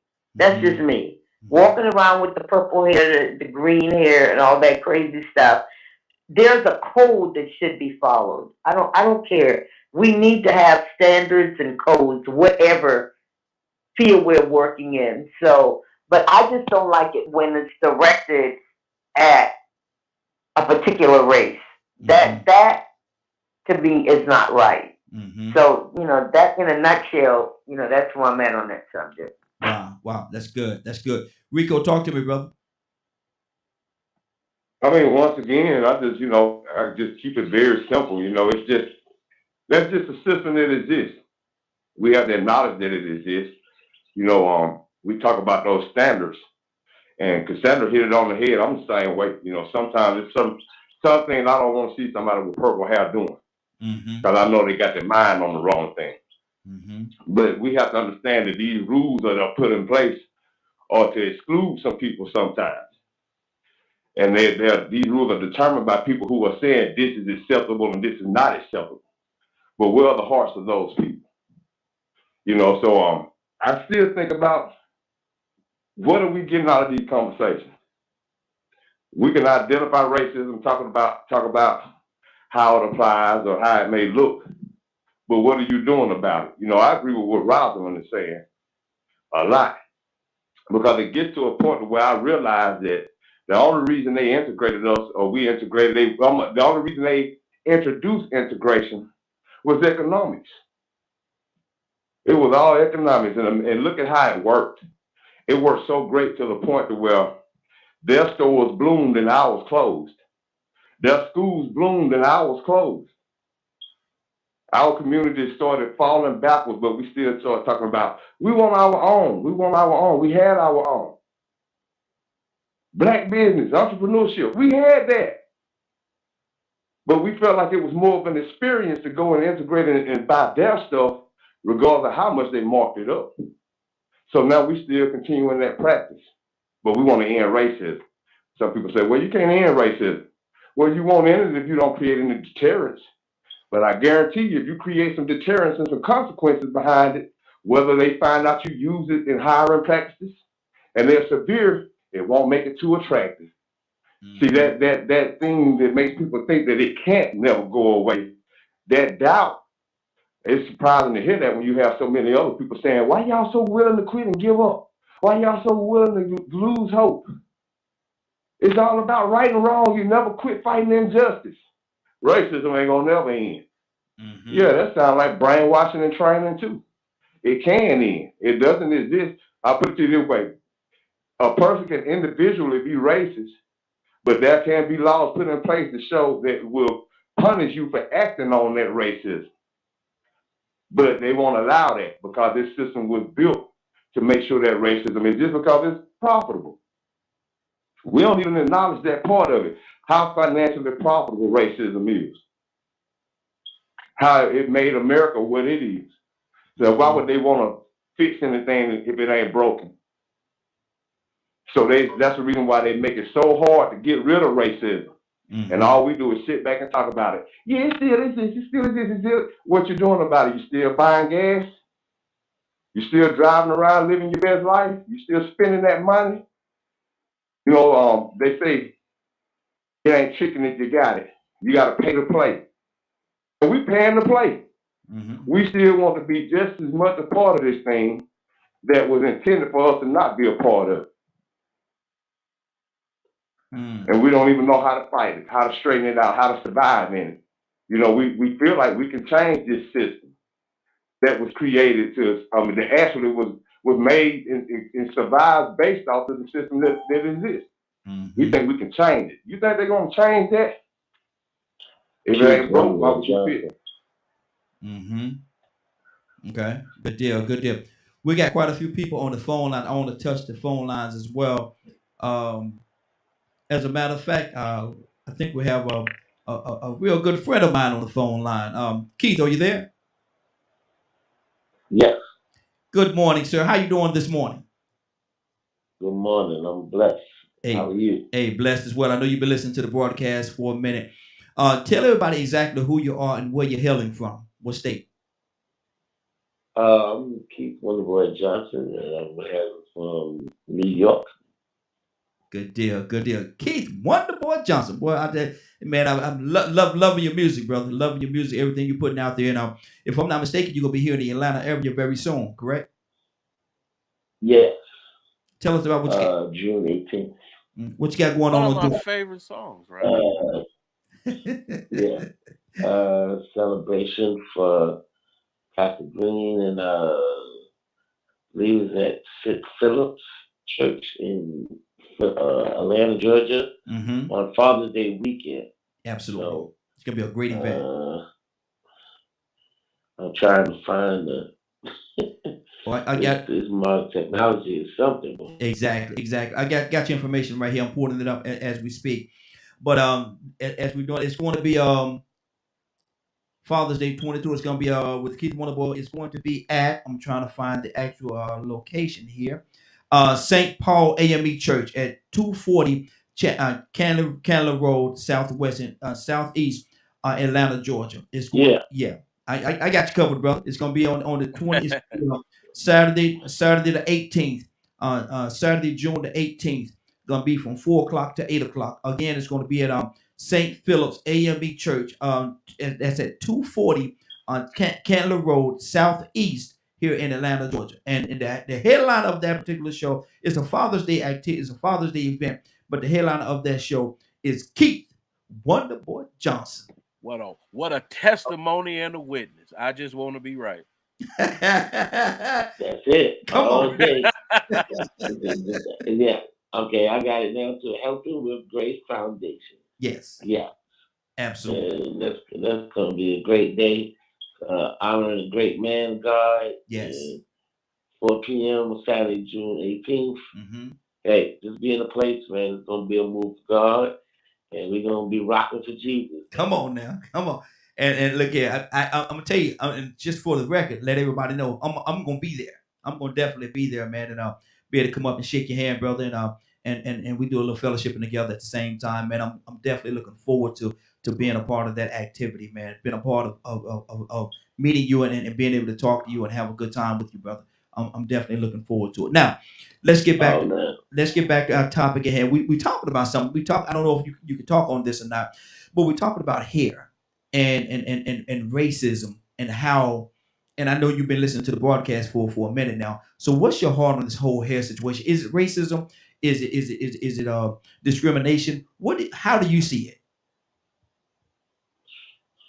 Well, it all depends. When it comes to our people, it all depends. Sometimes it depends on how you have your hair.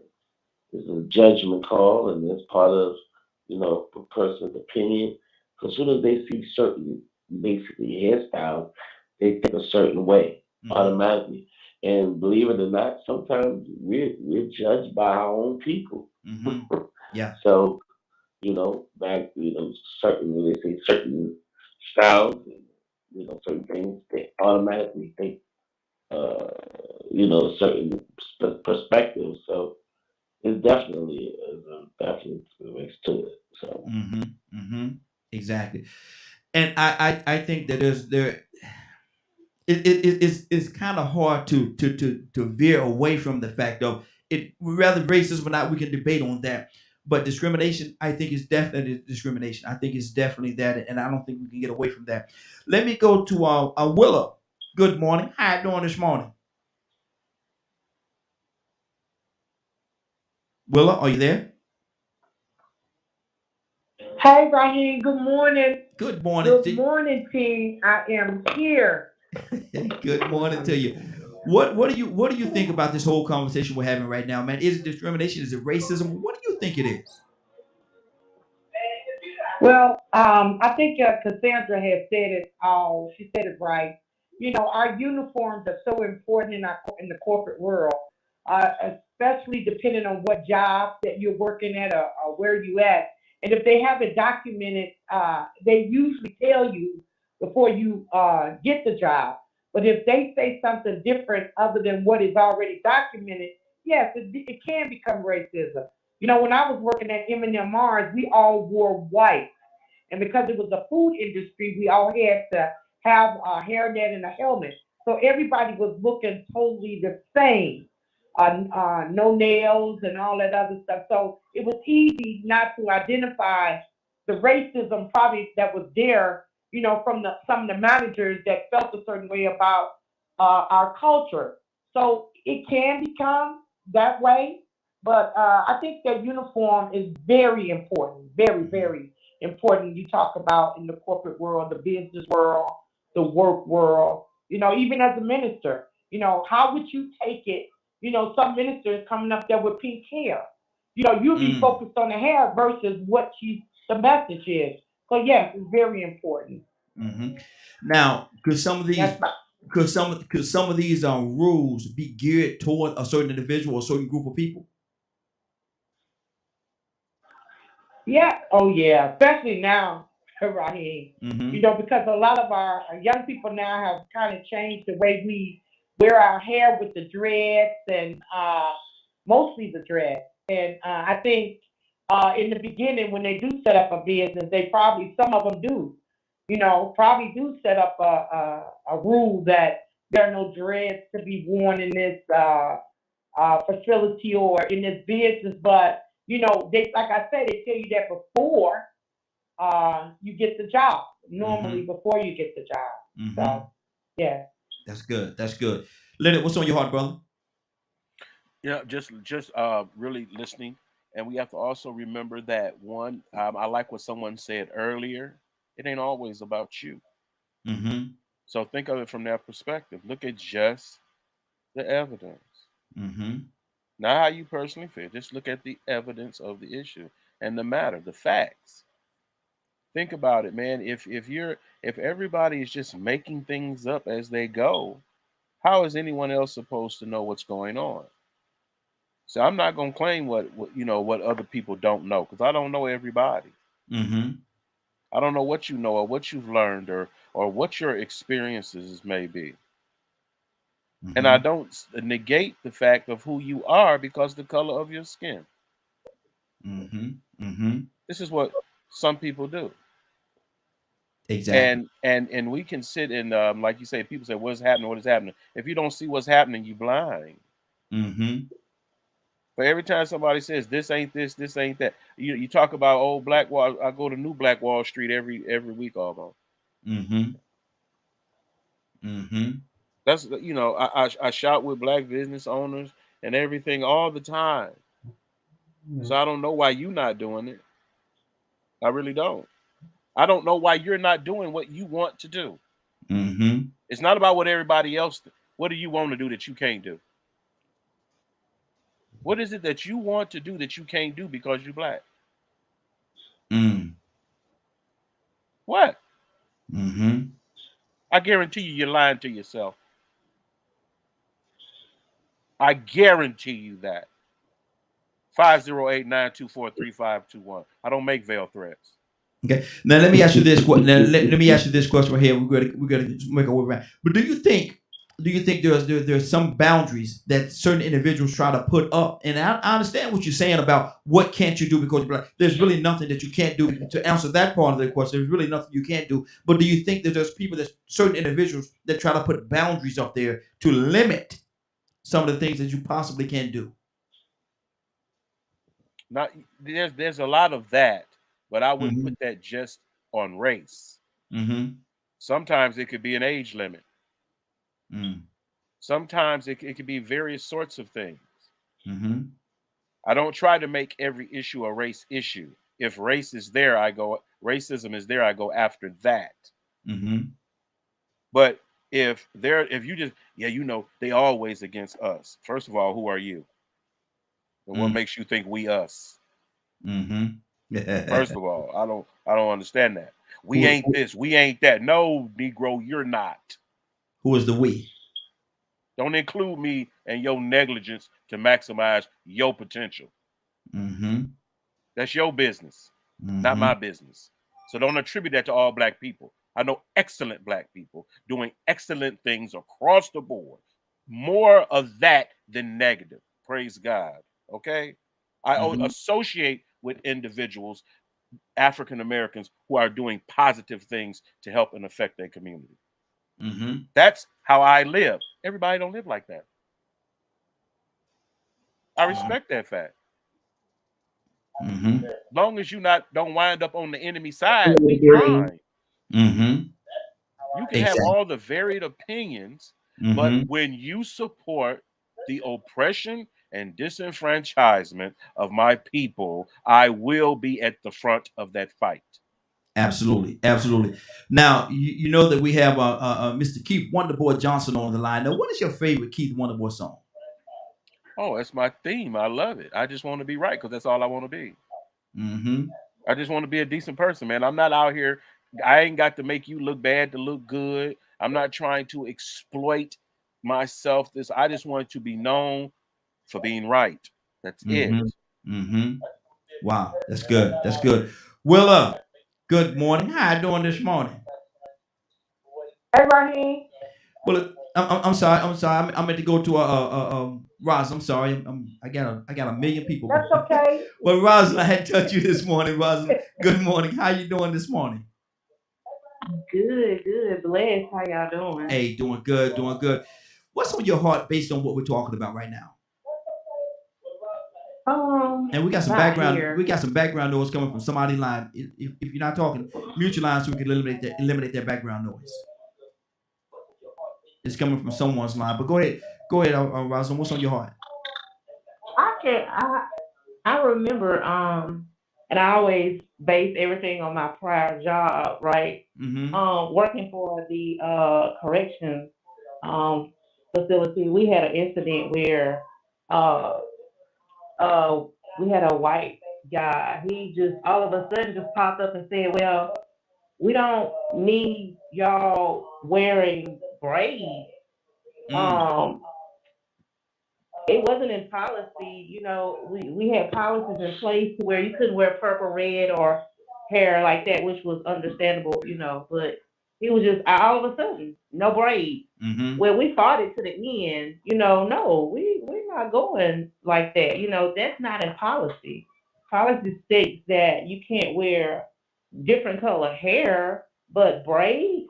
Like, come on now. Mm-hmm. Black people are all the people that wear braids. So we fought it to the end. I'm in there. However, we won because we wouldn't have that.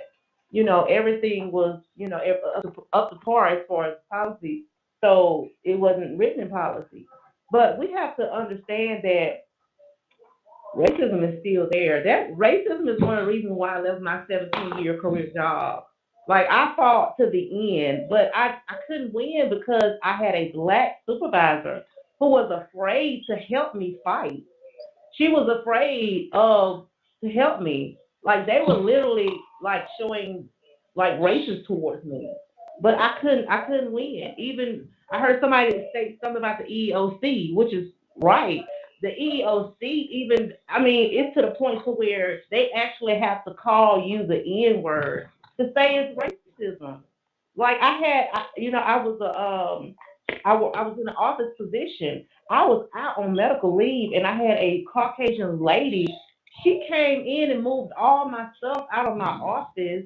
A lot of my stuff came up missing. And when I came back to face it, I couldn't get any help. Like, really? You just go in my office, move all of my stuff out without my permission, and there's nothing that could be done?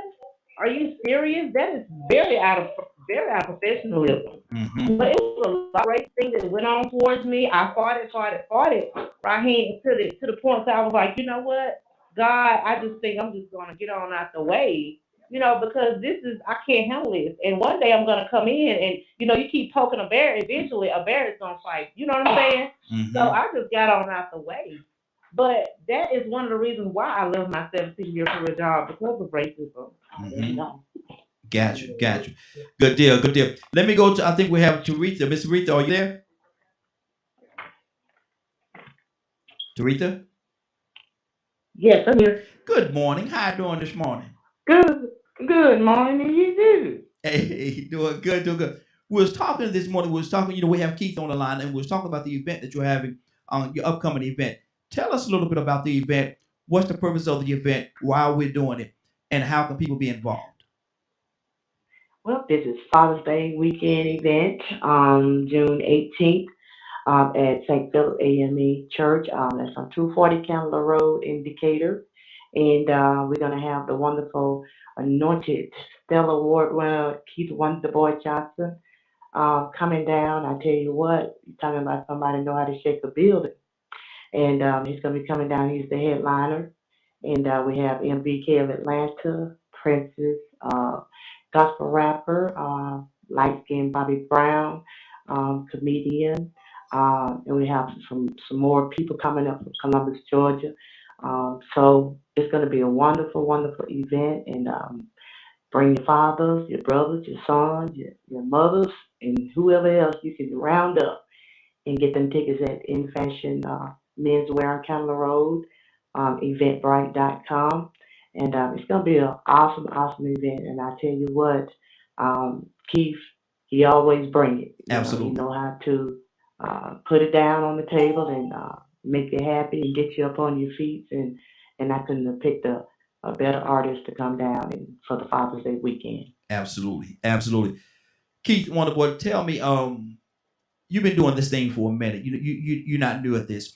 So what is the of all the music that you've done that you put out there, what is your favorite? Well, I would have to say, I just want to be right because I've seen it cross borders and go to different segments of genres of music all over, and it would be one of my signature songs. Mm-hmm. I would guess that. So I just want to be right is one of Mm-hmm. one of my favorites. Okay. Okay. Now you're in your car, Keith. You're in your car. You're driving cross country. You're driving cross country. That may take a two sometimes 3 days. What are some of the songs outside of your music? What are some of the songs that you would have to listen to on that trip? Well, I listen to all genres of music, Mm-hmm. so it all depends on how I'm feeling. Um, I'm also about uh, encouraging myself as well as others. Mm-hmm. Uh, I did a song with on that actually won a Stellar Award last 2019 for a song that I would minister to myself. Believe in yourself. That's a song that just really touches my heart as well as a young artist, Josh Miles, who did the song along with me. It's called Believe in Yourself. I'm also right now um, I there's a song by Harvey Watkins Jr. with Cat Spirituals, Hallelujah Anyhow. It's that just because you gotta, despite things coming your way, Mm-hmm. you gotta just know how to say, you deal with it and you gotta keep moving. Mm-hmm. Then another motivation song, I'm getting into a lot of motivation songs, a song that I put out called Keep Pushing. Mm-hmm. Oh Mm-hmm. yeah, that's the And song right there. it makes you feel good, makes you feel like, and it inspires you. So don't give up on your Yeah. dreams. Don't give up, and despite what it is, sometimes you will come up against discrimination, racism, and how the young people face this. Sometimes somebody just simply being a hater, but you gotta keep pushing. Mm-hmm. Exactly. Oh yeah. Exactly. Exactly. Cassandra, what's on your heart? Yes. Asking me? Yes. What's on your heart? You can actually keep it on the topic, or you can, in regards to Keep Wonderboy, you can ask him a question and about one of your favorite songs, because I know you love Keep Wonderboy as well. So what is the question that you may have at this moment? No, well, what with all that's going on, and how are you encouraging people to hold on, and what of your songs do you think is the one that would be most inspirational at this time for what we're going through? What that to me, it all depends on the mood you're in. Now, sometimes you need a little pep in your step to keep you to moving, and when that's good, I encourage you to listen to the song "Keep Pushing" or "I Just Want to Be Right." Now, my new song, it just came out. It's impacting radio right now as we speak. It's a reflection song. It's called "It Was You," and it really makes you just take your mind when you're settling down and calming down, and you get reflecting back on life and from your early past to where you are now. You have to think about it, the things that you went through, and think about it that it was you, Lord, that actually brought you through. It wasn't your connection, it wasn't your education, it wasn't you know who you had behind you. It wasn't nothing on your behalf, but it starts with the Lord. It was you. Mm-hmm. I was told to ask you about the song. Somebody on Facebook told me to ask you about the song "I Need Your Help." They say that's their favorite song, and want you to go into what's the whole motivation behind that particular song. Yeah, well, that was the actually opening song when I did my first project with Zomba Music, and it was just a simple Southern way because I'm from New York, born and raised, but Mm-hmm. I was raised by two Southerners. My mom and dad from the Clarendon County, South Carolina. You might not never heard of this little city called Somerton. It didn't have Oh one yeah. Oh yeah. stoplight in it, Oh yeah. I heard of something. but it Yeah. was a Southern way. Mm-hmm. So in my city Southern way, wrote a song called "I Need Your Help," and it's just crying out to the Lord, just being, really honest with yourself, and you have to tell the Lord, "I need your help. I can't make it by myself." Mm-hmm. Wow. Wow. That's good. That's good. Toya with a T. Good morning. How you doing this morning? Good morning, good morning. How y'all doing? Hey, doing good. Doing good.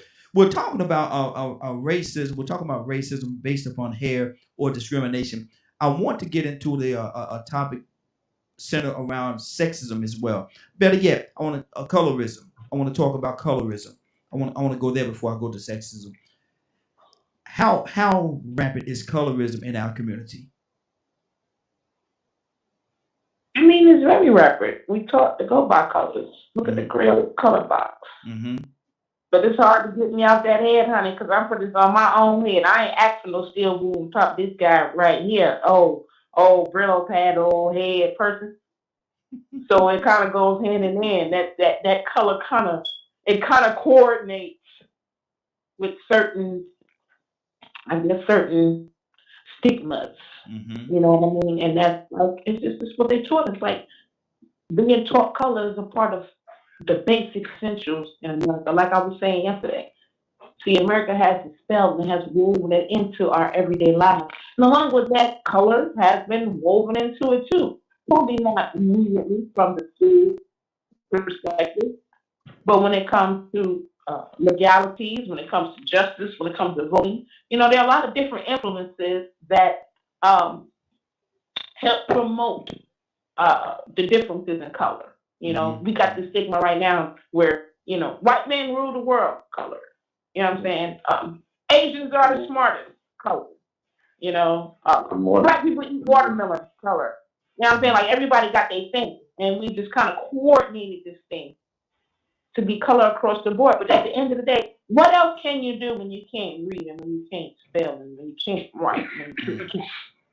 Wow. You Wow. know what I mean? I think that even though colorism is something that we use on a negative basis, again, it's the first level on describing or platforming or grouping people together. Because sometimes, again, people have their thing. Look at the sign. Mm-hmm. The sign is not about color, but it groups people who are all born in a certain time frame together, and they normally have those same traits of personality. Kind of like the same way we utilize color. You know what I mean? So it's like, that's something that's just a normal, natural part of life, just like with me being a girl, right? Mm-hmm. That's the second part. So not only do I got a nappy here, and I'm a black girl, so now because I'm a girl, and you see I want to play football, now you want to purposely hurt me to show me that I'm a girl. Mm-hmm. Wow. Wow. Now you Wow. wouldn't do that to no guy. Mm-hmm. You play him regular, but you want to show me I'm not a girl and stay in my place. Now you're gonna play against me or do something against me with purpose, intent, or harm to put me in a place. So we done with 3 racism issues with females. You got color, you got hair, and then you got your sex and your gender. Good deal. And there's more. You know what I mean? So Mm-hmm. they all work together and they all stem from the same place. Good deal. Let me go to Cassandra. Cassandra, what is your take on colorism?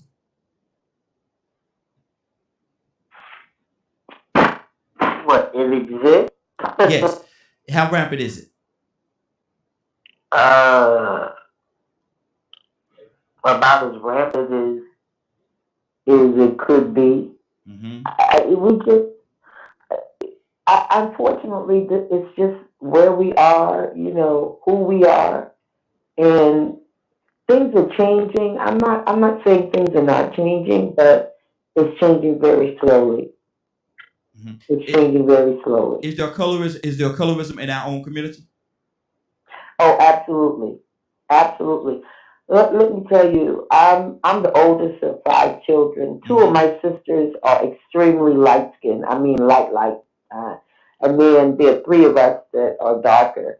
And people used to literally say to my sister, "Oh man, you the pretty one, the light skinned one with the." She had that. We called it water and grease hair. Mm-hmm. That all she had to do was put some grease on it, and that thing was laid down so pretty. And people always made distinctions between the 2 light skinned sisters and the darker ones. Like I was the ugly one. Wow. Straight out, I was the ugly one. Mm. But my sister was considered gorgeous because of her light skin and pretty hair. Mm. So yeah, and it affects people. Believe it or not, it affects people when people do that. Mm-hmm. Wow. Rico, how is colorism affecting our community?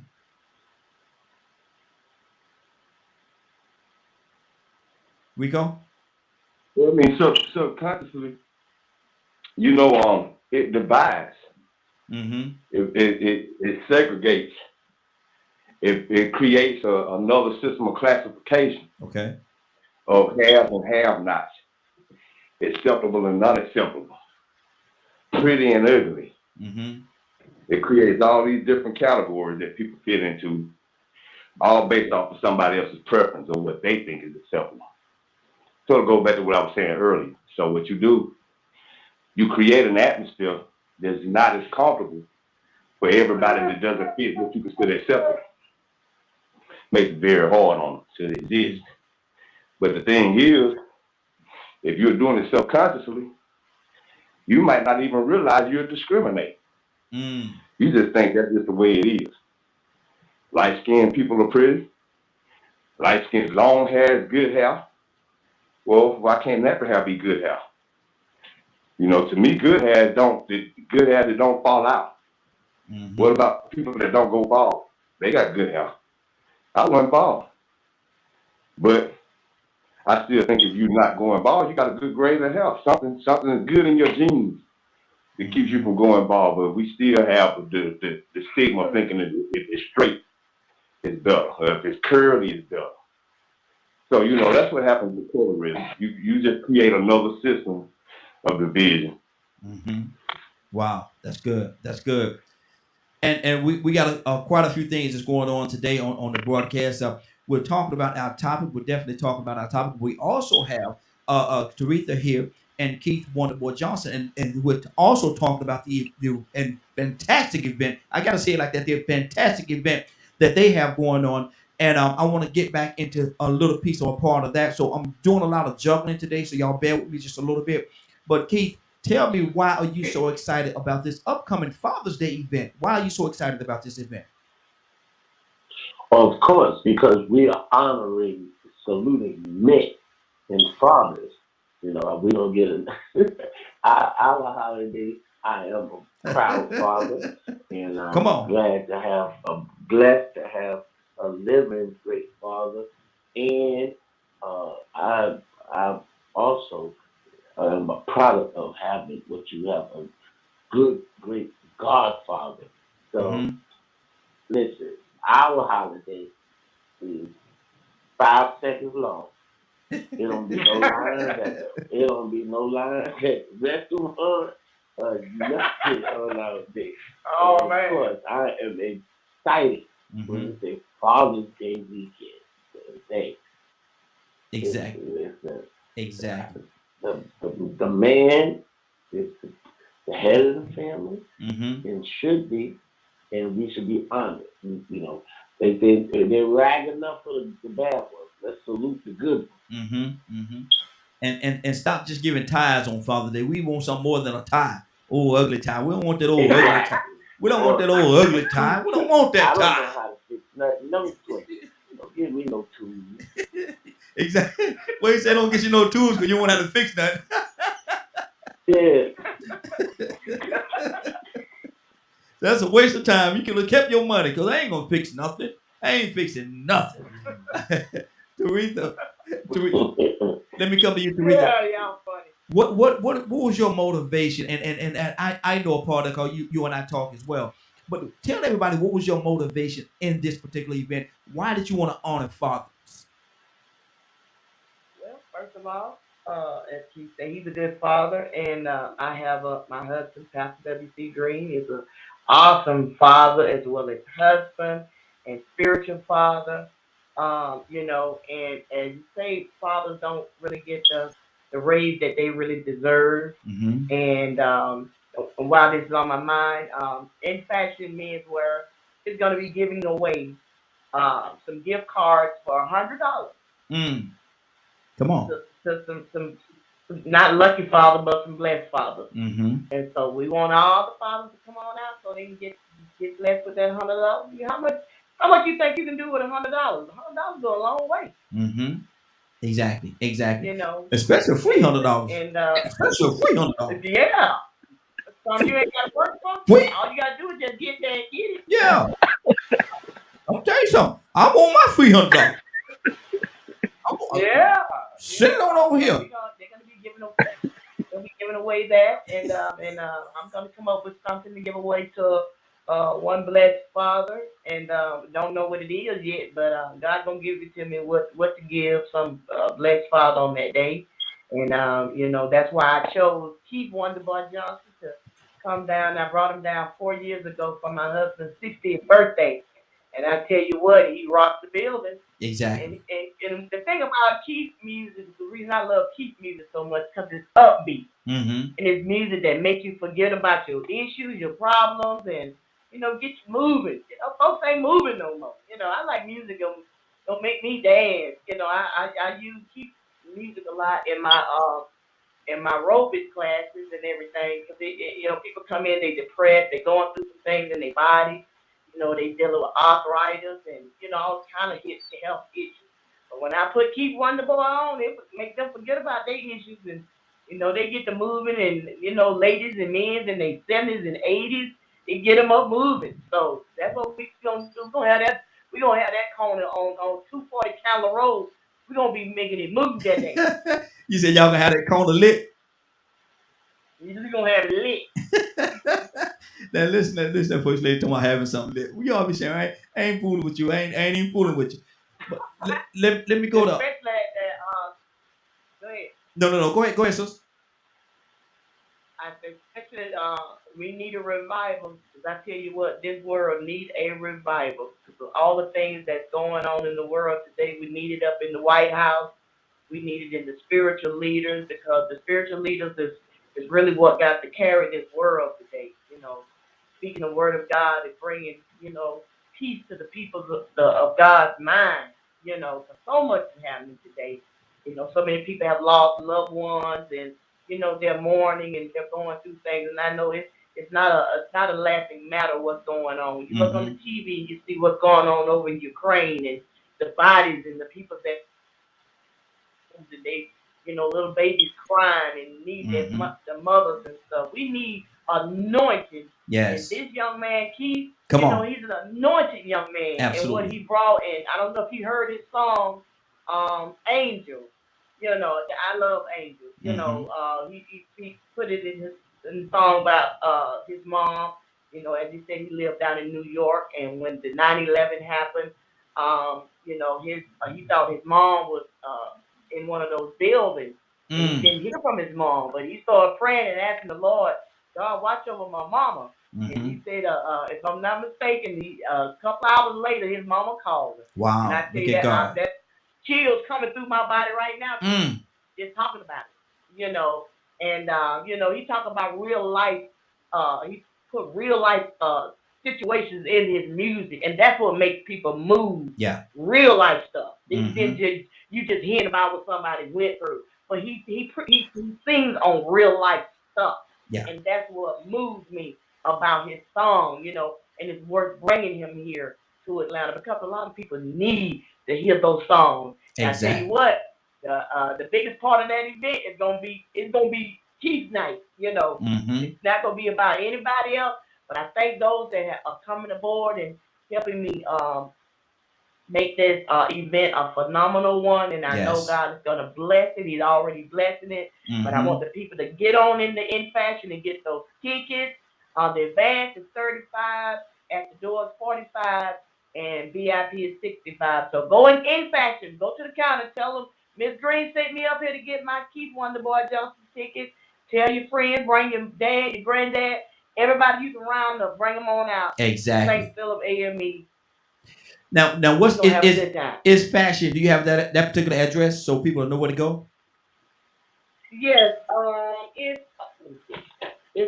the only one in Decatur. It's across the street from South DeKalb Mall. I don't have the number in my head at the moment. No, that's good. Everybody know what South DeKalb Mall is on Candler Road, and it's across the street next in the parking lot where the big lot and the roses is, and right there in that corner. You can't miss it. Absolutely. So if you're coming from west, downtown Atlanta, just get off Candler Road, make a right. The mall is on your right when you get to that light, and then you just look to the left, you'll see the In Fashion right over there in the corner where the big lot and roses is. What? And just go to the corner, tell Amit Miss Green sent me to get my ticket. Absolutely, absolutely. And I'm ready to do something. I know everybody's really going to appreciate it. I'm going to badger after I do this, but I'm ready to do my rendition. No, wait. No. What's wrong? What's wrong? What's wrong? No. Wait, No. if Keith is on the line, What's wrong? why would we want to listen to you, right? Why? Can I get an amen? I second you on that one. No. Amen. Go ahead, try it anyway. Clear the flow. Clear the room. Go ahead. Do it for us, right? Y'all ready? I gotta get myself ready. I can't just run into this thing. We talking about Keith Wonderboy. I'm gonna do my thing. No, Raheem. Yeah. Raheem.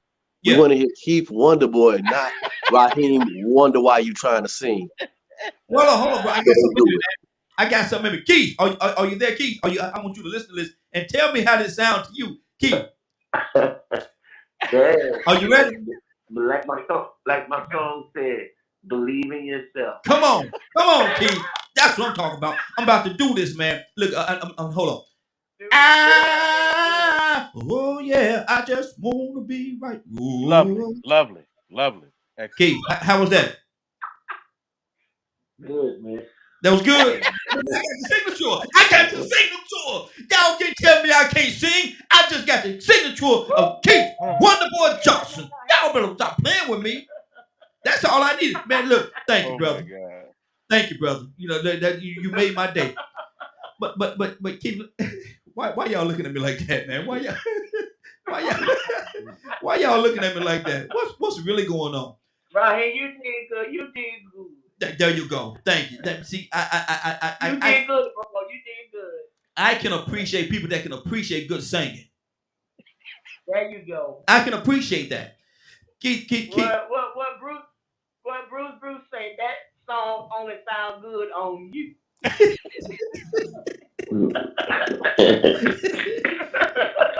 Keith, let me do something. That boy to Raheem is a gift. And I guess it's the gift that counts. The thought that counts. For some reason, I'm really not feeling the love right now. I'm not feeling the love. But y'all know my daughter, my baby girl, is on the line with us right now. Mary, how was that, baby?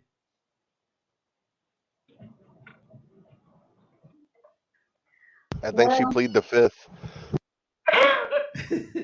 Come on, baby. Tell your daddy how it was. You know, some things. You ain't starting right. I have no words for. You're not starting right.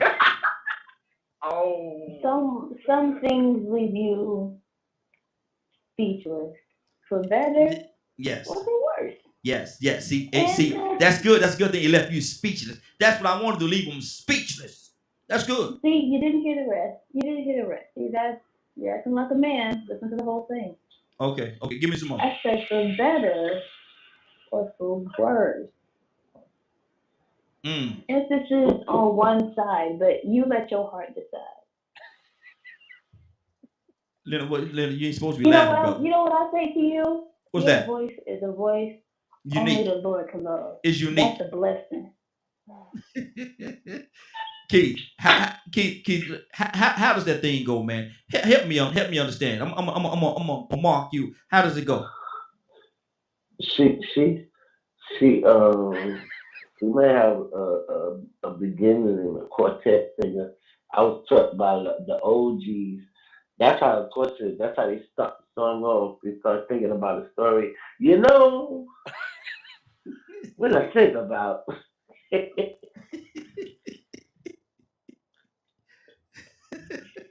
So I'm just gonna stick with it. Believe in yourself.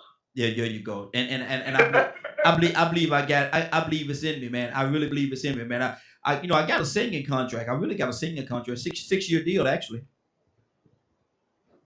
You know, right then. You ain't know about that, did you, Keith? Believe in yourself. I didn't know about that one. Yeah, I got a 6-year singing contract, man, down there at the Deaf House. They told me I could come down and sing anytime I want to. At the who house? The deaf, where the deaf people live. Oh. They say I sound real good. Don't even do deaf people like that. I bet you them vibrations is even off. Lord. Badger, what's on your heart, brother? I ain't fooling with y'all. Man.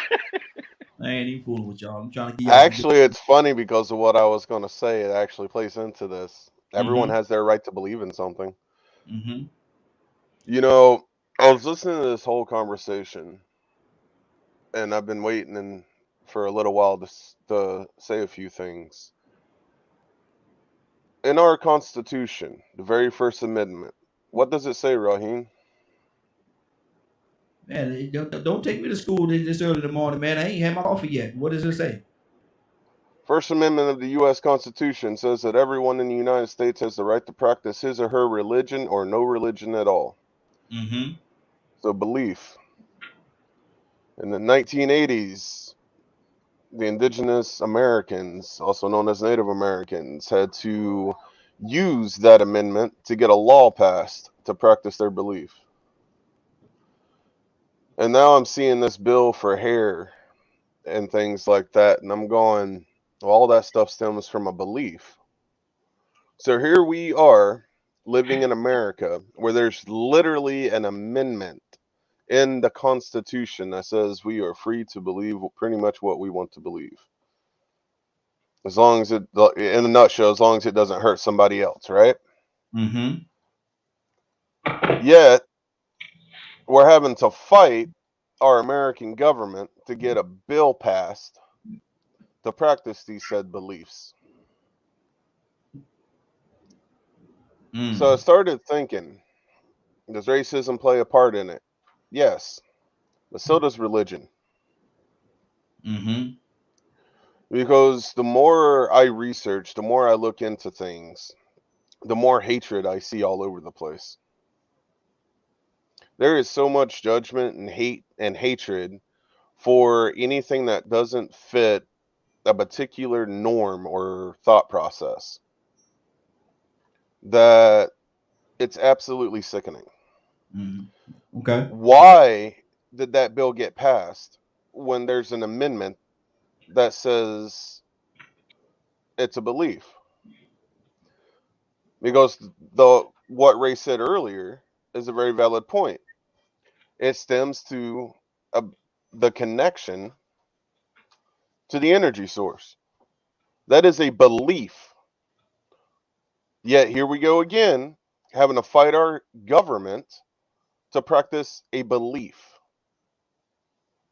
a culture, an origin and a culture that has been around for thousands of years. So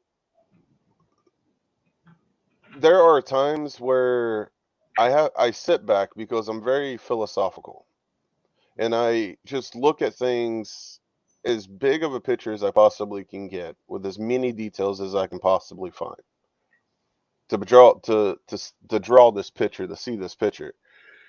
And when I start looking at our laws, our amendments, our Constitution,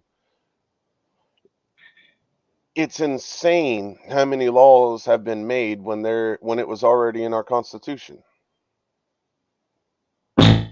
So it makes me wonder sometimes, does it stem from racism or does it stem from hatred because it's outside of a belief? Or is it both? What is the true source of the issue? The true source. How many times have you heard people condemn someone that practiced herbology as being of Satanism or witchcraft? How many times have you heard people, black people, be considered having the mark of Cain and hated for that? How many times have you heard you're not supposed to marry outside of your own race because it's evil, it's wrong, it's bad?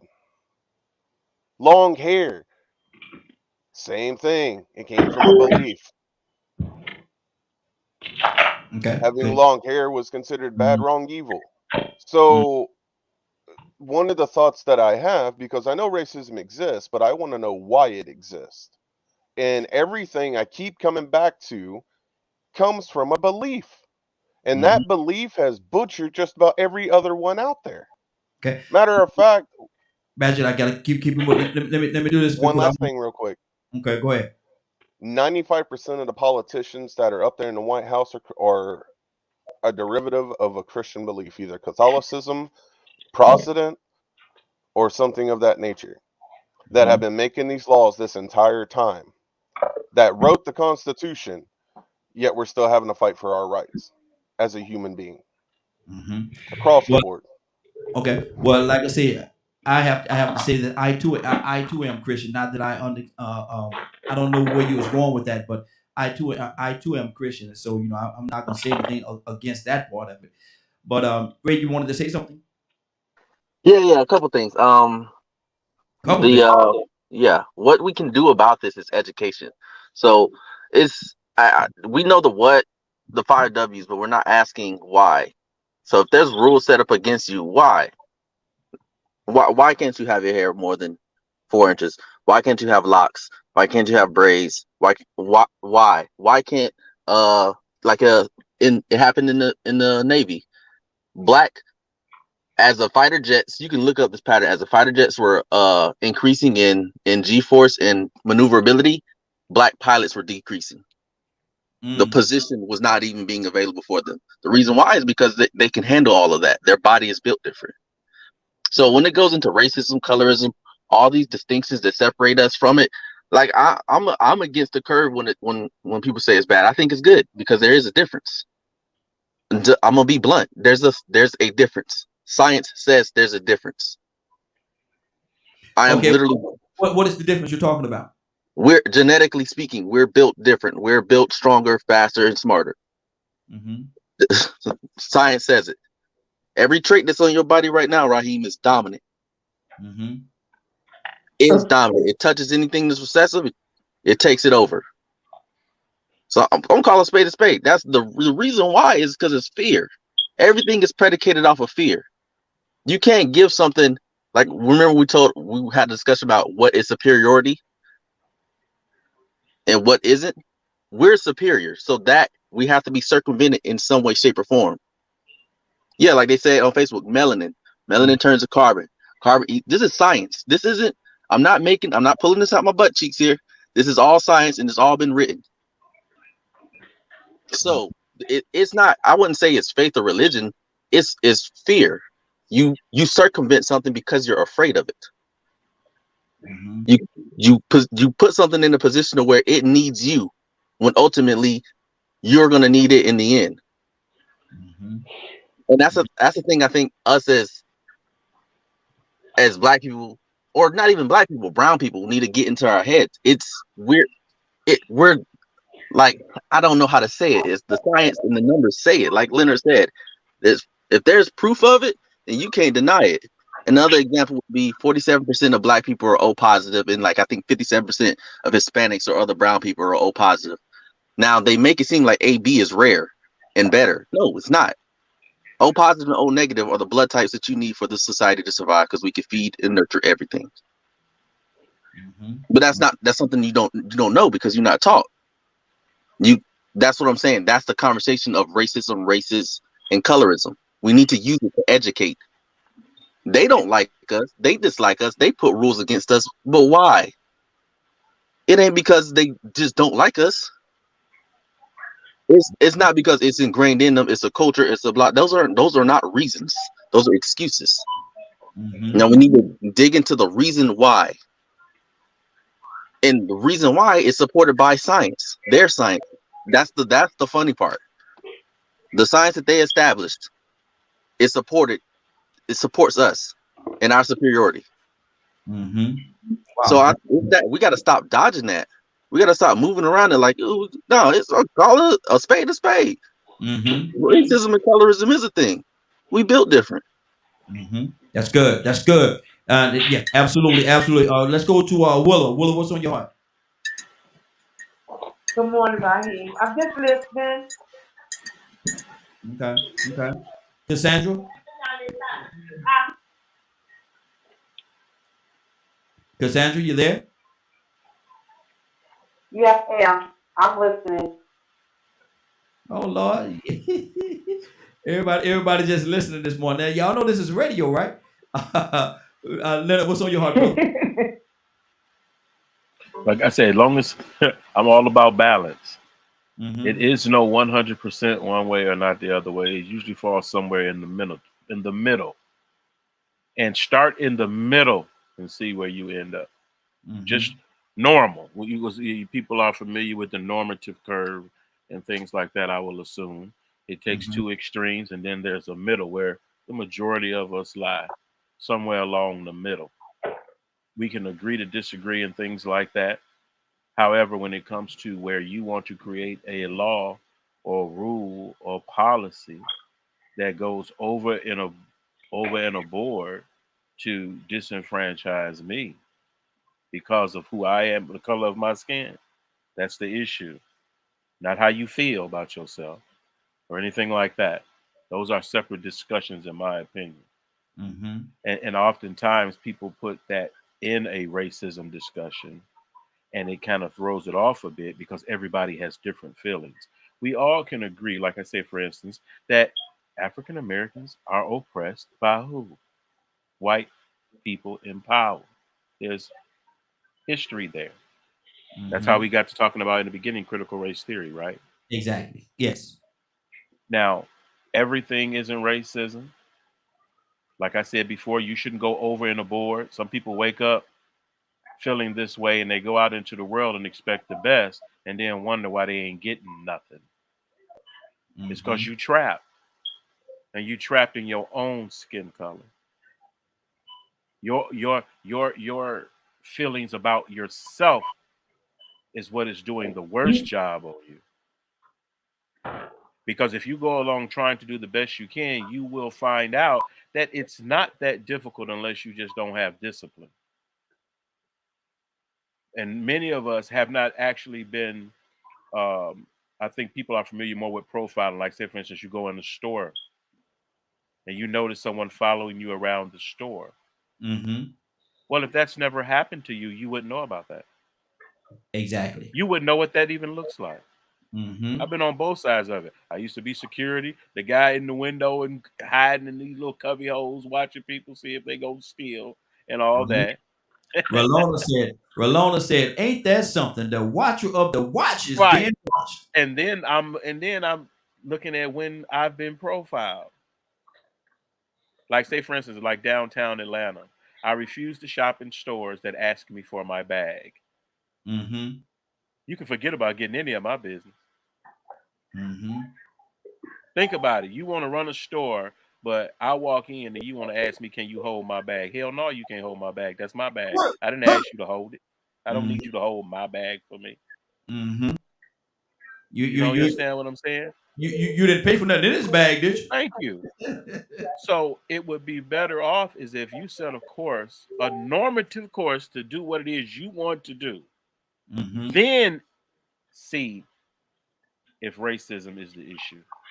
Instead of Mhm. starting off that way. You know, Exactly. I ain't gonna make it because I'm black. You're probably not. You're Mhm. probably not. If that's the way you think. You're probably not. Mhm. Most people who don't want to do nothing usually, guess what? They don't do nothing. And that's why you can't waste so much time on people that are doing nothing. Mhm. Like, and that would say in the Bible as well when it comes to ministry and the word of God and the message of salvation. If you Mhm. present it and they don't care for it, guess what? Wipe the dust off your feet and go the other way. Just off your feet. Exactly. Exactly. Good Ain't deal. nobody here not trying to make you do nothing. I don't care if Mhm. you die and go to hell. That's your business. God Almighty. That's your business. Woo! Hold on, hold on. Ain't ain't, ain't nothing ain't We nothing just took hard a left about turn, right, but yo. just choose to do that. We You just know, took a people left get turn. all concerned about religion. Ain't nobody that damn religious. Excuse me. Hey, They're just not. hey, hold on, Leonard. Go on, That's go why on, it bothers me when people talk go on about over there. religion. Go on over there in that corner, Leonard. You Go call on. yourself a Christian, but you don't practice. Look at Charles. Look at The Charles. Bible, this and the Bible. You don't care that much about the Bible. You just don't. Look at your life. The Mhm. Bible ain't think people say the Bible was brought slavery in the Bible. No, it didn't. No, it did not. Get on you that part you need to let go because that's not helping and it's not true. Mhm. Religion Hold is on, not. Lenny. Go ahead. Oh, gotta keep it moving, Lenny. Yeah. Cause look at you about to shift. You on first right now. You about to shift to third, brother. Yeah, I saw your hand on that shift. I saw your hand on that shifter. Let me go to Rico. Rico, what's on your heart, brother? Yeah, man, I'm gonna try, man. I'm trying to get something out of this conversation, bro. First, I'm gonna answer Baz's question because it might sort of tie into what Ray was saying. And I want to thank Ray for coming in and making the point that he made. And then, two, I'm gonna go back a little bit. I gotta apologize for calling Monique Robin earlier. That was Monique that said that made that comment that I like, but I like what Robin came in and said too. Monique was the one saying that she had started making her own money, Yeah, and just doing her own thing. But Badger asked a question. He asked, "Why does racism exist?" And it's because it's beneficial. It's beneficial to what Ray was saying. Somebody surviving. See, all of this racism comes from science. Their science. I mean, and we overlook that. Like he was saying, we got to remember where this system of classification came from. They scientifically said the size of the brain matters. The size of the bones matter. The skin color matters. That determines all these different things. And then as they started saying it, they started realizing, wait a minute, that melanin in them people's skin, oh man, we've been lying. Mm-hmm. We are actually inferior. To be honest with you, we might be what call a mistake. Might be I don't want to call it deficiency, but you know, it might not be normal. So now you find out that this is inferior. You are inferior to these people in all these different ways, scientifically.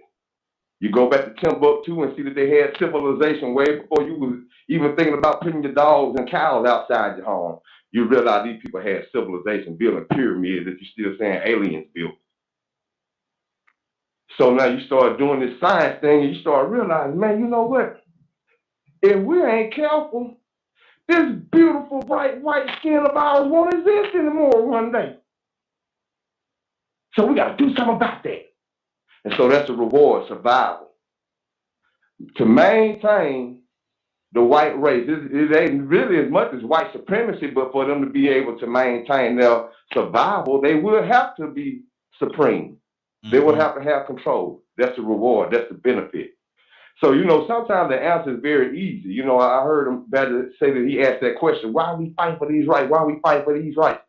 Well, just think about the Constitution. Even after the Constitution, people had to fight for the natural right that God gave them. Mm-hmm.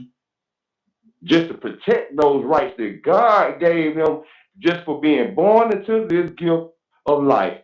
You had to fight for it. So it happened way before, you know, the Constitution, and it happened after the Constitution, and still to this day, we still fighting just to have the same rights for protection, equality, and justice. But see, it benefits somebody financially to maintain this dysfunctional system that we are dysfunctionally trying to succeed in. So, you know, we are distracted. Ray hit it on the head. We ignore a lot of things. Lady Green. And we ignore it so much to the point that, well, we think everybody's fixing to be celebrating Father's Day. Mm-hmm. But some fathers going to be sad because they can't find their kids, and the system is so twisted that they got to go broke to try to be a father.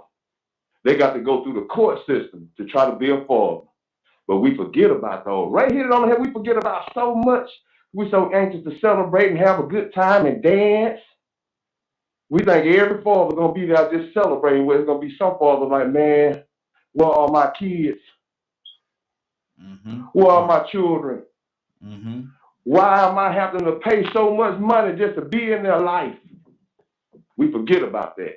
Mm-hmm. And that's the reason why we're going through what we're going through, because we like having so much fun and being entertained.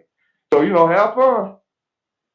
Mm-hmm. Have a good time. I ain't trying to pee on nobody's parade, but we got to remember other people in these times that we thinking everything is good.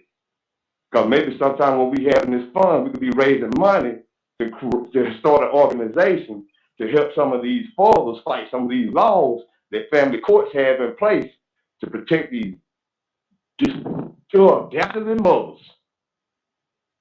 and custodial parents that's contributing to parental alienation and is contributing to these young black men that's filling up these prisons because ain't nobody catching them in school when they're young.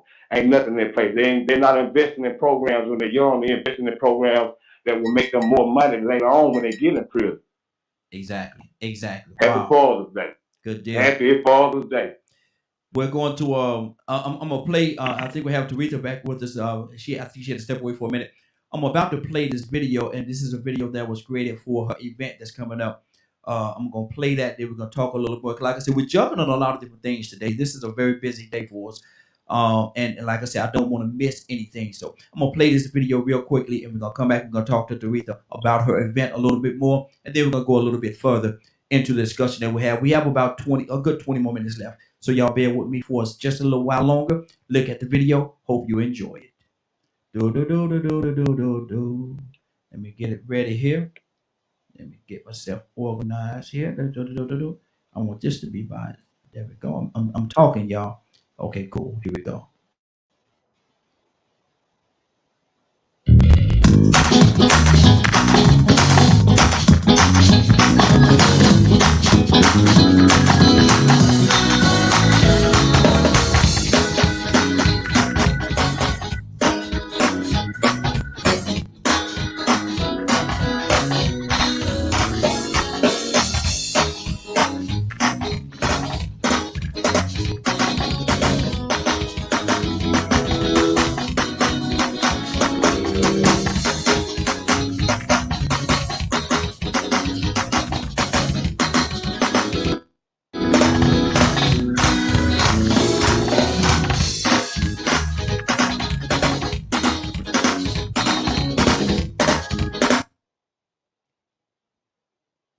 Teresa?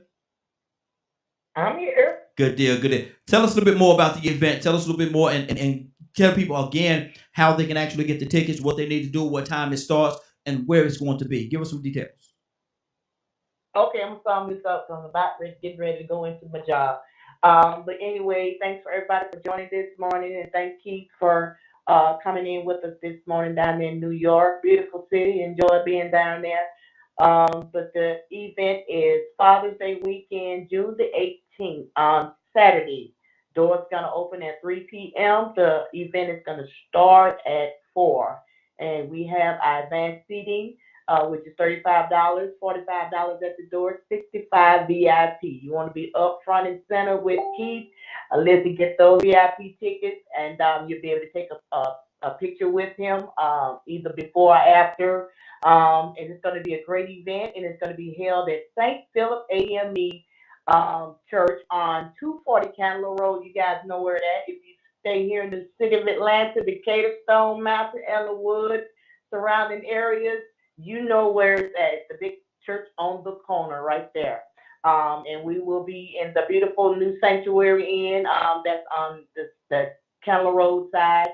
And we thank God for such an event that's coming up. And I want you guys to get down to In Fashion Men's Wear on Candler Road across the street from South DeKalb Mall. They're right there at the counter. Go to Emit, which is the young man that's over the tickets down there, and he'll get you your tickets. So just let him know which one you want. And also, you can go on eventbrite.com. And also, the ticket site is on Facebook as well. You can pull my Facebook page up, either Teresa Green or Grace Holiness, and click on the link, and it'll take you right into the ticket site, and you can purchase right there. PayPal. It's a secured site, so go on there, get your ticket, and bring your fathers, your husband, your brothers, your sons, and yourself. Bring the whole family. Let's have a great time. Absolutely, with absolutely. Keith Wonderboy, which is the headliner. We have Light Skin Bobby Brown with Laugh Out Loud, Christian comedy. Gonna get us laughing because people need something to laugh about. Yes. Exhale. Enjoy the day. Got MBK of Atlanta. And I tell you what, talk about another group can bring it. I tell you, I got only the best. Only the best. Absolutely. The Father's Day weekend. Absolutely. On June the 18th. I want to thank you, Raheem, for being my brother. Absolutely. from another mother. As Come you on say. now. Yeah, that's right. And I'm gonna tell you And something. thank you for assisting me with all my events and everything. And I'm Mm-hmm. looking forward for you to be doing the video of it Mm-hmm. for that day as well. Looking to see you on next Saturday, the Abs- 16th, absolutely. at the stand-up comedy show, Mm-hmm. Leading Without Limitations conference. Gonna have some great things on that as well. Inviting spiritual leaders come out and get empowered. The comedian's gonna be there as well. We got vendors that's gonna be there. We got a catered meal gonna happen. It's gonna be an awesome weekend on next Saturday, the 16th, Good Friday weekend at the same location, St. Philip AME. And if they want to come in and pay at the door, the tickets are $30. And we're gonna have a good time then too. So y'all better be there. I'm doing great things, bringing great entertainment to this city. I'm the MC for the program. Come My on. husband's gonna be he's gonna do a prayer and keep it in on my husband sing as well. Uh-oh. And he's gonna be doing an opening prayer song, and he's gonna sing. And I tell you what, we're gonna kick it off, and we ain't gonna keep people all day. We're gonna have folks walking Let out me there ask you a bent question. over because they're so tired from Teresa, let me ask you a worn question. out program. Don't do Teresa, them guys. Teresa, let me ask you a question. All right. Let me ask you a question. I'm gonna ask you a question. Uh-huh. And I want you to be honest with me now. I want you to be honest with me, okay? I'm listening. 100% honest. Come on. You say your husband sing, right? Yes. Does he sing better than me? Don't you answer that. Look, I'm gonna get a phone now. I'm gonna hang up now. Good deal. Hey, love you, sis, and I will definitely see you soon. God bless. And like I say, these tickets, man, we're making it very easy for people. Making it very easy and very simple for people to get the tickets. It's a real easy process. Go out there and get your tickets. Go out there and get your tickets. Come out and enjoy this event. It's gonna be amazing. Right. I'm telling you, it's gonna be amazing. Let me keep this Yes, thing. it is. Keep you still there? No, he had to hang up. Oh, okay. Yeah, he All right. Well, we thank you for joining us this morning, and thank you, Raheem, for opening up your lines to us today. And we'll be talking, okay? Absolutely. Tucson, what's on your heart, brother? Man, you helped me out there till Keith was gone. I wanted him to put out that I like this 12 Days of Christmas song. Anyway, too late. Study long, study wrong. Looky here. Looky here. Perhaps we can get another revival going on and get it back. So maybe. Yeah. So y'all want me to sing at the revival, right? Yeah, you gonna do a duet. A solo. I want to do a solo. And then, you gonna do a solo? Okay. Yes, and yes. then I'm gonna wear. I want to get back to something since they gone. Okay. Mm-hmm. But no, we ain't gonna sing. I really can't sing though. Anyway, I saw you. I saw you on Facebook the other day. I saw you up there singing. I saw you, brother. Yeah, I ain't, Anyway, I gotta have my side. My partner in crime to sing with me. She make me sing better. I'm just saying. Mm-hmm. You need some help. I want to say it again. You need some help. Yeah, that's what they call it. There you go. Go ahead, brother. Man. Leonard mentioned something that a lot of times we use and we say it's racist, and they just racist against me. They didn't hire me because I had dreads, or they fired me because they was racist against me. No, you lazy. You don't show up for work. Mm-hmm. You loaf.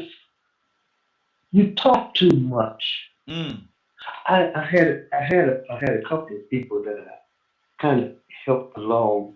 God gave them the right avenues to get the job. They pay good money over here in South Mississippi. Good money. Mm-hmm. I say they're giving away money over here because if you work hard, that's your fault. Because it's just the way it is. So there's two people I got a job, but they like to argue and fuss about everything. Mm-hmm. And I said, look here, there's a certain thing called probation. And if you want to stand for something, wait, just Be quiet. Just not do it. Go along to get along. Make notations. Write it down on paper. Different things that go along. All you got to do is wait 90 days, 60 Mm-hmm. maybe, Mm-hmm. 60 or 90 days. And don't go in there trying to fight something. But Mm-hmm. wait, find out the processes and the procedures that are already in place. And then after if you see some problems, you can address them. But if you are on probation, you ain't gonna be able to do that. Let Mm-hmm. me say something else about this hair. It's not that you have dreadlocks. Your hair is dirty. Mm. And out of place. You can dress up dreadlocks, you know that, or Mm-hmm. locks, whatever Yeah. you know you can dress them up Mm-hmm. to the point that they look presentable. Because people, you represent different people, and here's another thing. I shut my mouth. I think Charles said it, Ray said it, some others have said it. If you don't like other people's system, get your own. Mm-hmm. You can always do that. But Mm-hmm. then when you get your own, we say patronize your own kind. If I walk in your establishment and it's jacked up, you know what I'm gonna do? What you gonna do? Go somewhere else. Good deal. Good deal. I'm gonna go Now, somewhere else. now, I believe you had about 4 minutes, brother. So I gotta pull the mic on you for a second. You I'm done. I'm hold, done. hold right there for a second. Let me Took go. me long enough to give you. Uh-oh. We got somebody. We got another caller. Hold on. We got another caller on the phone line. Leonard, I need your help, brother. Leonard, can I get your help? Sure. That must be the good Bishop Gregory Hey, Adams. yes, sir. Good morning, sir. How you doing this morning? Man, I'm great, man. Said listen to the show when somebody come knocking at my door. I'm like, man, all right, so I have to take care of that business. You know why? You know why I handle him and listen to the show at the same time? Why is that? So I just want to be right. Oh Lord. Cassandra, help your brother. Cassandra, did you hear that? Yes, I did. Unfortunately, right? That's it. Unfortunately. Okay. What? Hey, Yes, sir. hey, man, look here, brother. You know, when they say something about Keith Wonderboy Johnson, man, that's one of my favorite singers, boy. Yes, sir. He gonna be here. He gonna. Man, St. Philip right down the street from me too. Man, please. Man, you gotta see about that. Oh yeah, I just wanna be right. Ooh. Oh, I lost myself. You know what? When that devil tried to get you to do something wrong, you just look at that devil and say, "Oh, be right."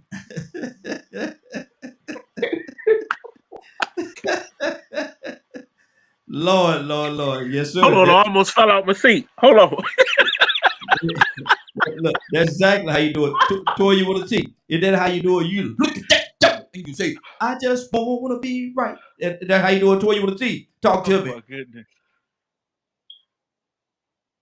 Toya, wake up and go to sleep. Wake up and go. Rosalind, talk to me, sis. What's on your heart? I'm just listening and enjoying the show. I'm enjoying you singing. I'm enjoying it. Come on now. There ain't no one truth. There you go. Don't listen to them when they say I can't sing. Don't listen to them. They don't. You may have been referring to me, my brother. No. She won't talk about you now. No. We ain't gonna let you take my glory now. Let her what's on your heart, brother. Y'all terrible, man. You ain't gonna take me. Look, don't take my thunder from me now. I worked hard for this.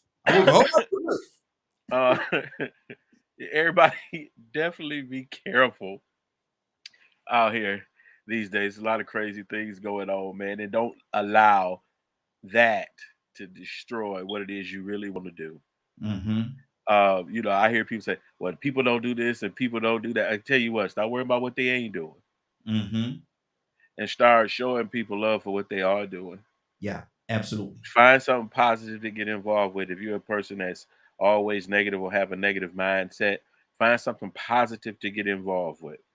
That's going to be very important to your mental well-being. Because one, the way you see things going on, and I would like to relate it also to Christianity and the Christian teachings about being in the world but not of the world. Just because they're doing something across the street don't mean you got to do it. It used to be what old folks used to say, monkey see, monkey do. Birds of a feather flock together. All those old wise sayings are meant to give you messages, just like your Bible is meant to give you certain messages about certain things. Not about everything, but lots of things you can find in the Bible. And you'll be like, hey, where you get that from? It come out the Bible. It's a wise saying because people have been saying it so long, they put it in there for a reason. What does stand up and sit back down mean? I have no idea. I don't. I think you just made that one up, Raheem. I don't.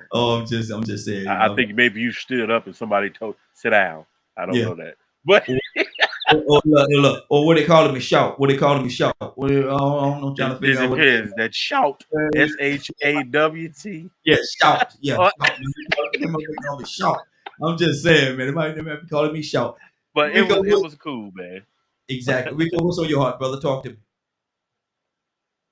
Honestly, man, I'd like you to go back to Donald and let Donald drop a few more gems, man. You know what I'm saying? I feel like I need to hear his voice a little bit more today. 4 minutes wasn't enough. Hey, look at it. We said 4 minutes wasn't enough. Good deal. Tucson, talk to us, brother. Tell us something. Drop some wisdom on it. Tucson, you got the mic for a whole minute and a half. Drop the mic.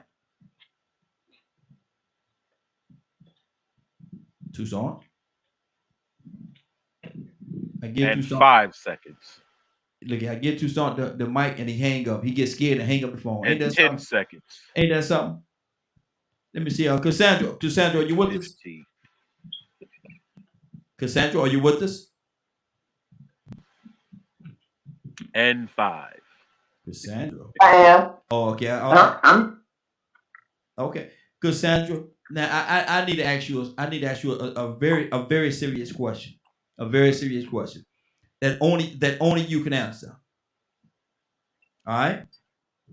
Yeah. How was my singing? I take the fifth. These 5. I take the fifth. These.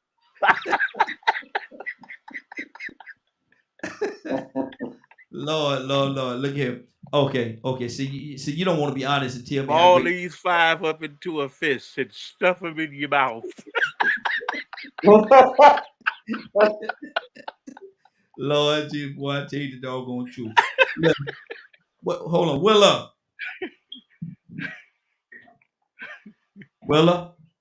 Hey, Raheem. Listen, Willa. Willa. Can I say something to Willa first?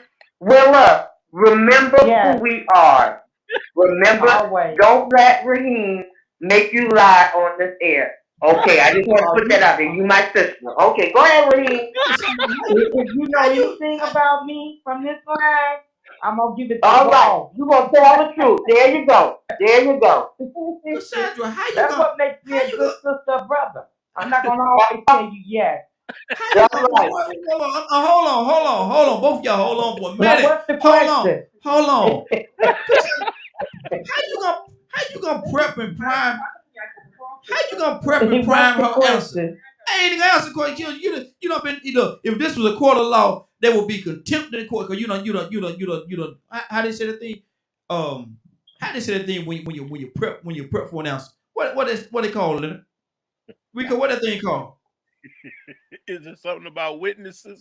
No, when you put something out there and you're prepping an answer. I don't know. Well, you leading the witness. Yes, that's what it is. You done led the witness. Cause I ain't gonna answer the question now. You know, led. I'm gonna ask the question. I'm bold enough. Willa, my good sister. Yes, Raheem. My good sister. Okay. I need you to tell your brother how good that singing was.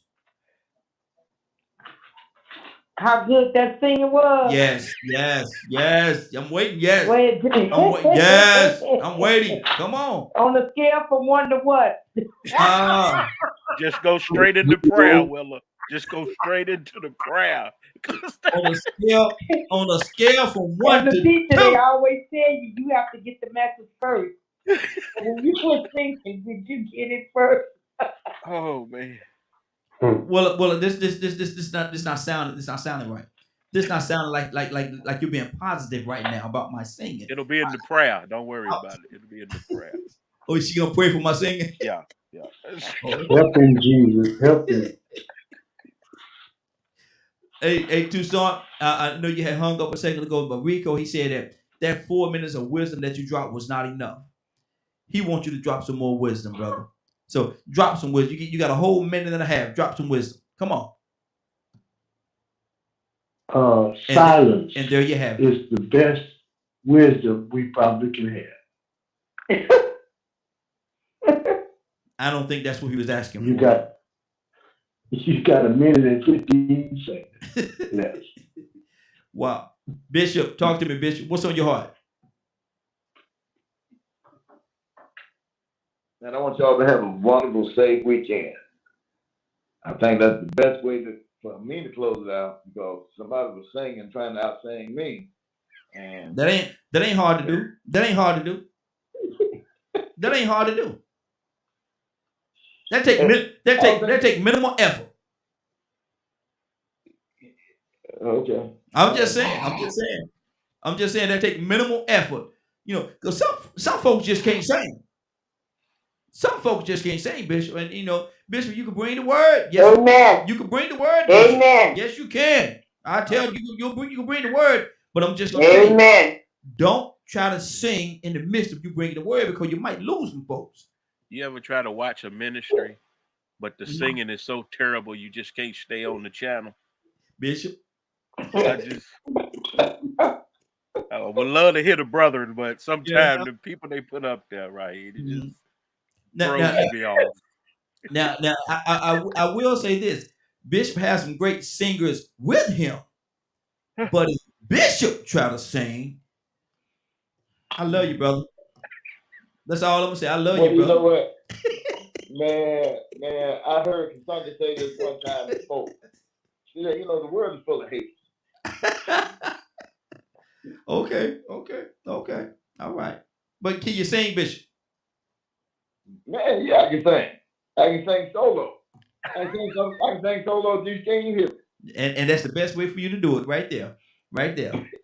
Solo. So we can't, sing tenor 12 miles down the road down there. Keep going. They ain't further enough, brother. Keep going a little further. Just a little further. Rico. Yo. What's going on at 3 o'clock today, sir?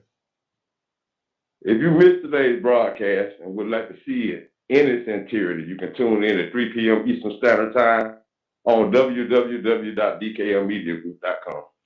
You gonna sing us out, Rico? Willa, come on with that thing. Willa! That's what I'm looking forward to. Yes, I'm Raheem, I am so what ready. I'm looking for. There you go. Willa! Yes, Raheem, I'm ready. You ready? I'm going to pray us out in the Lord's Prayer today. Okay. I'm going to be obedient to the Lord's word. He said, when we pray, in Matthew 6:9, Luke 11:2, he said, when you pray, say, Our Father, which art in heaven, hallowed be thy name. Thy kingdom come, thy will be done, in earth as it is in heaven. Give us this day our daily bread, and forgive us of our debt, as we forgive our debtors. And lead us not into temptation, but deliver us from evil. For thine is the kingdom and the power and the glory forever. Amen. And the word is already blessed. Can you say something for my singing?